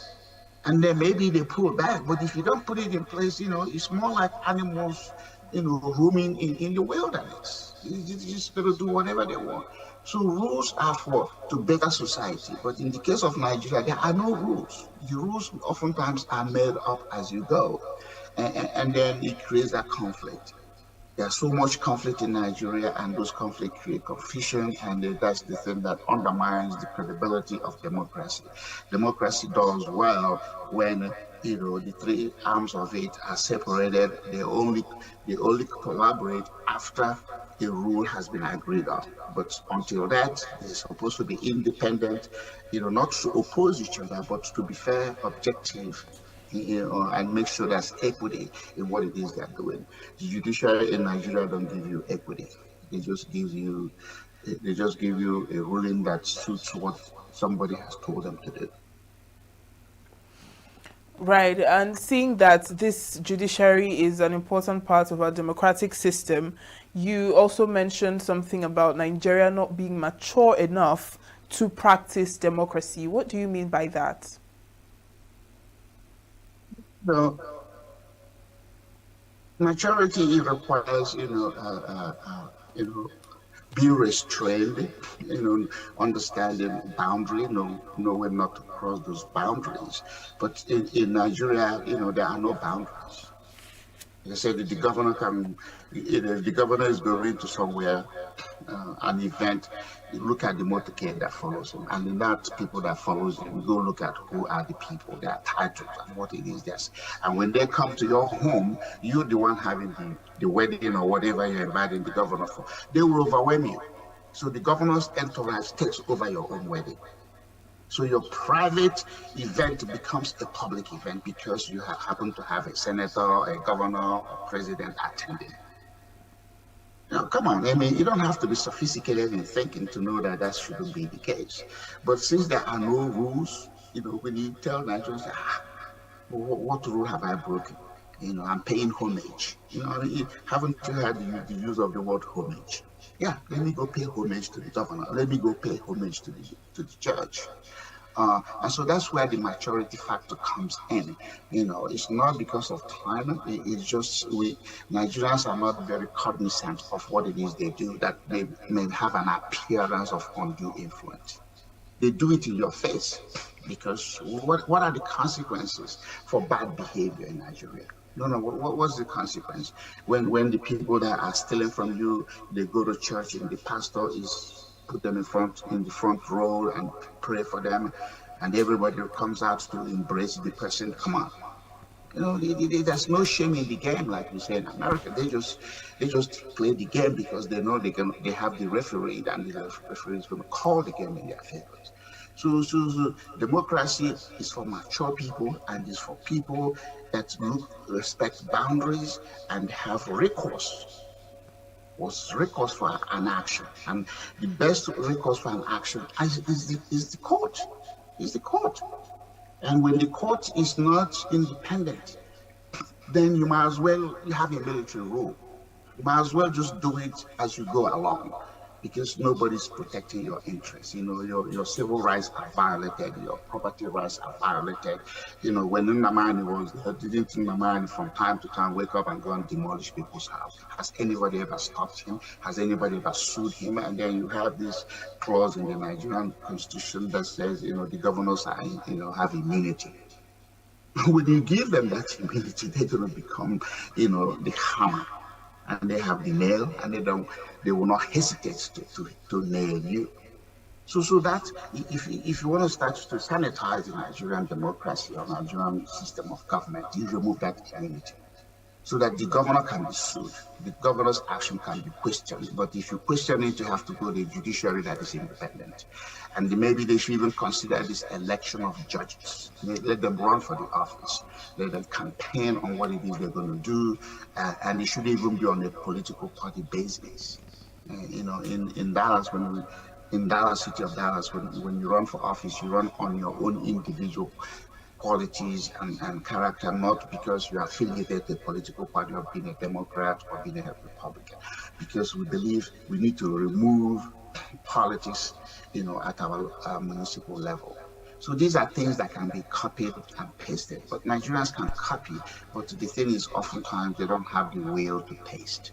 Nigerians have gone to school everywhere in the world, and especially in countries they want to emulate, which is US, but they don't have the will to paste what they have copied. So they go back and they do the same thing they were doing their grandfather. We've had experience, not Kaisian, not Kaisian, not Kandibaisian. So that means you're taking it back to whenever that time is, when you should be looking ahead. Nigerians look backwards because they tell you, oh, this is our tradition, this is our culture. All right, thank you so much, Ejike, for joining us on the program this morning. It's always a pleasure to speak with you. Well, thank you for always keeping me awake this early in the morning. Get plugged into the heartbeat of entertainment on The Hub, your ultimate show on e-vibes. From trending stories and social media drama to top charting music, must-watch movies and exciting moments from the world of arts, we've got it all. Join us for unmissable conversations with your favorite entertainment personalities, plus fun segments every week. I should try harder, so... Okay. Every second, every minute, every day. Welcome back. Thank you so much for being with us on the program this morning. Keep watching as we have more packages coming your way from our Abuja studios. I am Uchenna Chimdi Oluoha. Thanks for watching.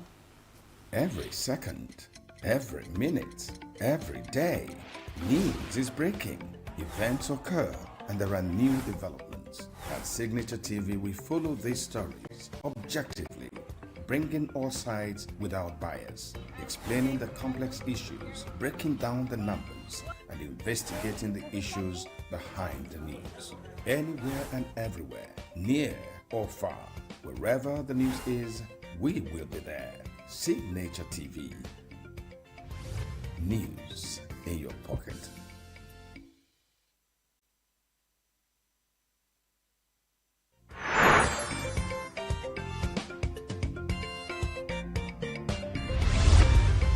Signature TV. News in your pocket.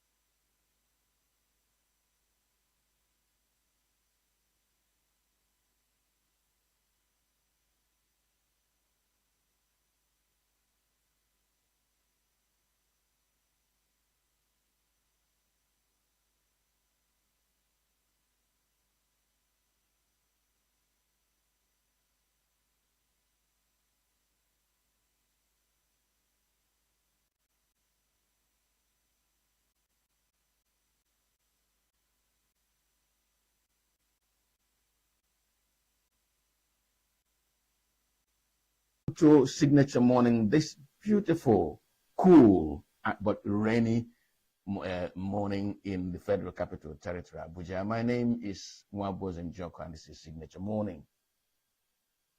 Let us start this way. It is the season of politics. For now, it is intra-party politics. The political parties are choosing their candidates for elections at the different levels of governance in our country. But it is also what I may call the season of reckoning. Because a number of the candidates will begin to make promises. A number of the candidates will begin to tell you what they have done. They will have a saying that if you know you can cure the devil's arrow, let me tell you what the Igbos call the devil's arrow, whitlow. If you can cure it, if you can heal it, let's see your fingers and see whether your own fingers are straight. You cannot have crooked fingers caused by whitlow and you say, oh, I am an expert in curing or healing people with whitlow. That's not true. So it is also the season of reckoning for those of them who are already in government and who want to continue rendering service. What manner of service have they rendered to warrant asking the electorate to give them another mandate? In the course of this program, you get to know why we want to interrogate this issue. For now, let me introduce my guest. My guest this morning is Prince Elias Odemena. Prince Odemena is the publisher of Head News magazine, and he is very interested in public affairs, especially in the outcome of governance in our country. Outcome measured by the level of development, different levels of our federation experienced in different administrations. Prince, can I welcome you to the program? Good morning. Yeah, welcome. And thank you for having me. Great. Prince, I said this could be the season of reckoning. Can I ask how you feel, what expectations you have as the political parties begin to make their choices? Because all these will lead to actual elections and the enthronement of governments at different levels. What should the political parties be doing now in selecting their candidates? Yeah, the political parties selecting the candidate is one thing, and letting the candidates to know the manifesto of the party, manifestos of the party is another thing. Some of them are jumping from one political party to the other without knowing the manifestos of that political party you are joining. And then at the end of this, things will not augur well to the political party, to the candidates themselves, and to the nation in general. How can you enter a bus that you don't know the destination of that bus? For instance, it cannot see a luxurious bus going to Owerri or Abia or Kaduna. You jump into it when you are going to Lagos. So you must know the manifestos of the political party you are joining. Yeah, but Prince, that also brings me to something. You just raised a different issue totally. Do we really know the manifestos? Are the political parties hinting, because it's not time for campaign yet, so they may say it's not time for us to unwrap what we have and bring this content out of the envelope? What kind of manifestos should the Nigerian electorate be expecting for the political parties, and therefore being able to align the candidates to the manifestos of those parties? What kind of expectations should Nigeria be having? You know, manifestos is a strategy is what you are going to lose in selling yourself to the public. But it's a promise as well. Yeah, yes, of course. But from how many years now? In the past, from up, more than 2 decades now, many people will contest election on the political party, and they will not know the manifestos of that political party. And this is one of the problems we are having in Nigeria as a nation. You can ask anybody. Also, they're supposed to be telling people, this our manifesto, this one. That's what they're supposed to tell people first. If I'm national party of a chairman, and you are coming to my party, I said, this is this is our manifestos. This is what we believe. This is what we stand for. What's what we stand for?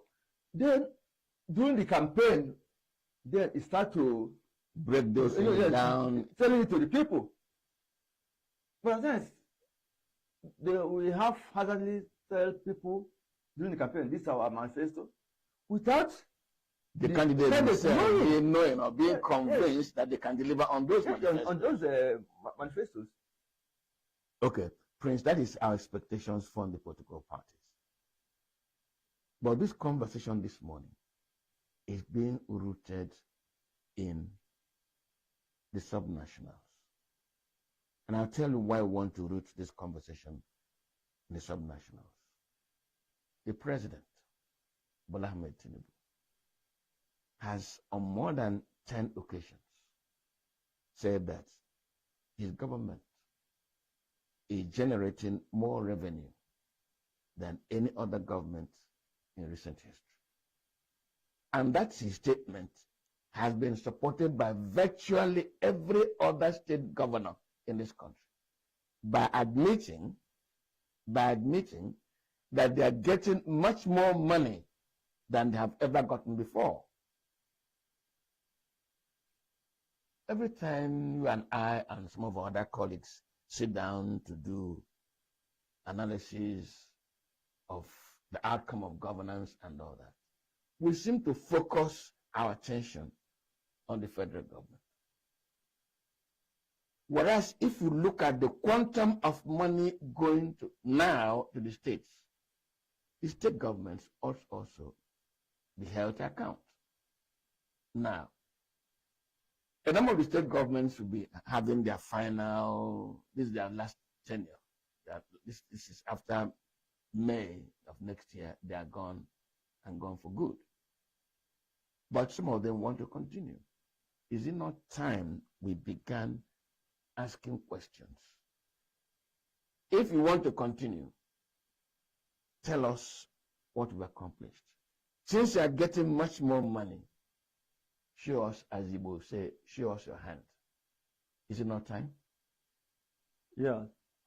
Let me just digress a little bit. Yes. I met one American during the Buhari regime. He told me that in the United States, some people do not know the name of their president. All they know is that they vote for party and their county chairman and their governor. They don't mean they know. They don't know any other person. But first of all, let me use the medium to thank President Bola Ahmed Tinubu for giving governors more money for those who are working with the money, and less job for those governors who believe in frivolities. You see, it is painful at times. Yes, please. Let me start from Cross River, Governor Utu. There's a program you call Kick Out Hunger and Bamboo something initiative. You brought Chinese people. And this Bamboo initiative of Governor Utu can give Nigerians more than 10 million jobs when they finish this thing. And the population of Joes looking for jobs in Cross River may not be up to 500,000. So I commend the Governor Utu for that one. And the president should help him more, help Governor Utu on that. He go to Adamawa. Okay. Adamawa. Adamawa State. Governor Fintiri. He built one model school in each of the local government. 5 flyovers, international shopping complex with a conference center. That one is still ongoing. A lot of projects going there. You go to what they call it, Oshu State. There was a time the president, no, not the president, the federal government is I don't know whether they have finished their court case with the governor. Yes. And that's over local government revenue. And the federal government blocked allocation going to Oshu local government. But it does not stop the governor, the dancing governor. It didn't stop him from working. Adeleke is working without that, that allocation to local government. And when he's having some problem, he called his elder brother. Davido dad. He also called Davido. They brought in money for him to start handling a local government fund. I am from Southeast. Let me say that I prefer to call myself an Igbo man, because instead of calling myself from Southeast, because if you want to know the real people from Southeast, it starts from Benue, Cross River, Akwa Ibom, Rivers. Some of our Igbo brothers, they're in Benue. We have 13 indigenous people of. Let's leave that. Okay, let's leave that out. So we know what is happening in all those things. Go to Abia State, for instance. Some people come and say, Tinubu is giving LSOT money. He's giving LSOT money. He's giving Abia State money. My question to them is Tinubu giving LSOT money from his pocket? Is it not the same allegation he's giving to the 36 state governors? Is it not the same thing they are giving them? Is it not the same money that Wike is receiving in the center? Wike is performing very well in Abuja. Is it not from the same source, federal government, that said the LSOT is everything out of favor? My brother, I'm not a fan of LSOT, but as an Igbo man, I'm proud of LSOT. How can a LSOT? He just celebrated under 2 years of his being a governor. He did what three governors could not do in 24 years. Under 2 years, that time. Now, under 3 years, now he just celebrated 3 years. His record showed that he commissioned 414 roads. When we are busy doing our style here, going to our Muslim friend, eating and doing merriment, and that's what was commissioning project in Abia State. Okay, we can't. Abia State is about former state government, they are owing about $190-something billion. Google it, you will see it. Unless what to reduce it to 42. He cleared $140-something billion from the Abia State debt. And what they call them, debt management. Yes. They recommended the less. Can you hold your peace there? Yes, sir. Because why I say you hold your peace, you have raised something that should be an integral part of this conversation. You know that the issue we're addressing now is holding the state governments to account. Now, we began that conversation by taking up statements made by the president himself that the federal government is generating more revenue. The federal government is giving more money to the states. And the state government themselves admitting that they're getting much more money than at any time in the history of this country. You are trying to give me examples of states that are performing.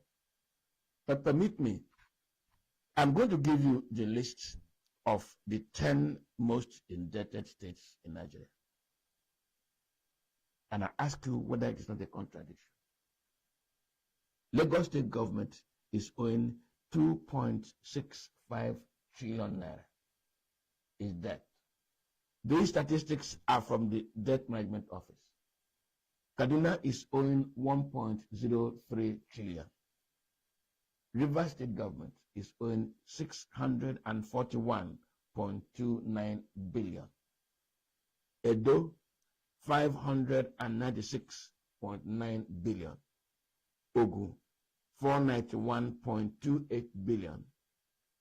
Cross River, 455.34 billion, Bauchi 407.83 billion, ENUGU 355.35 billion, Delta 291.95 billion, and Imo 262.64 billion. These are the 10 most indebted states in Nigeria. Now, I cannot measure development statistically like this. If the level of indebtedness is to be measured against the amount of money you have borrowed, Lagos State should be the most developed, followed by Kaduna, followed by Rivers, followed by Edo, Ogun, Cross River, in that order till get to Imo. These 10 most indebted states in the country are supposed to be the most developed because they have borrowed so much money in addition to all the monies given to them by the state government. Now it is time of reckoning. Elections are coming. Should we have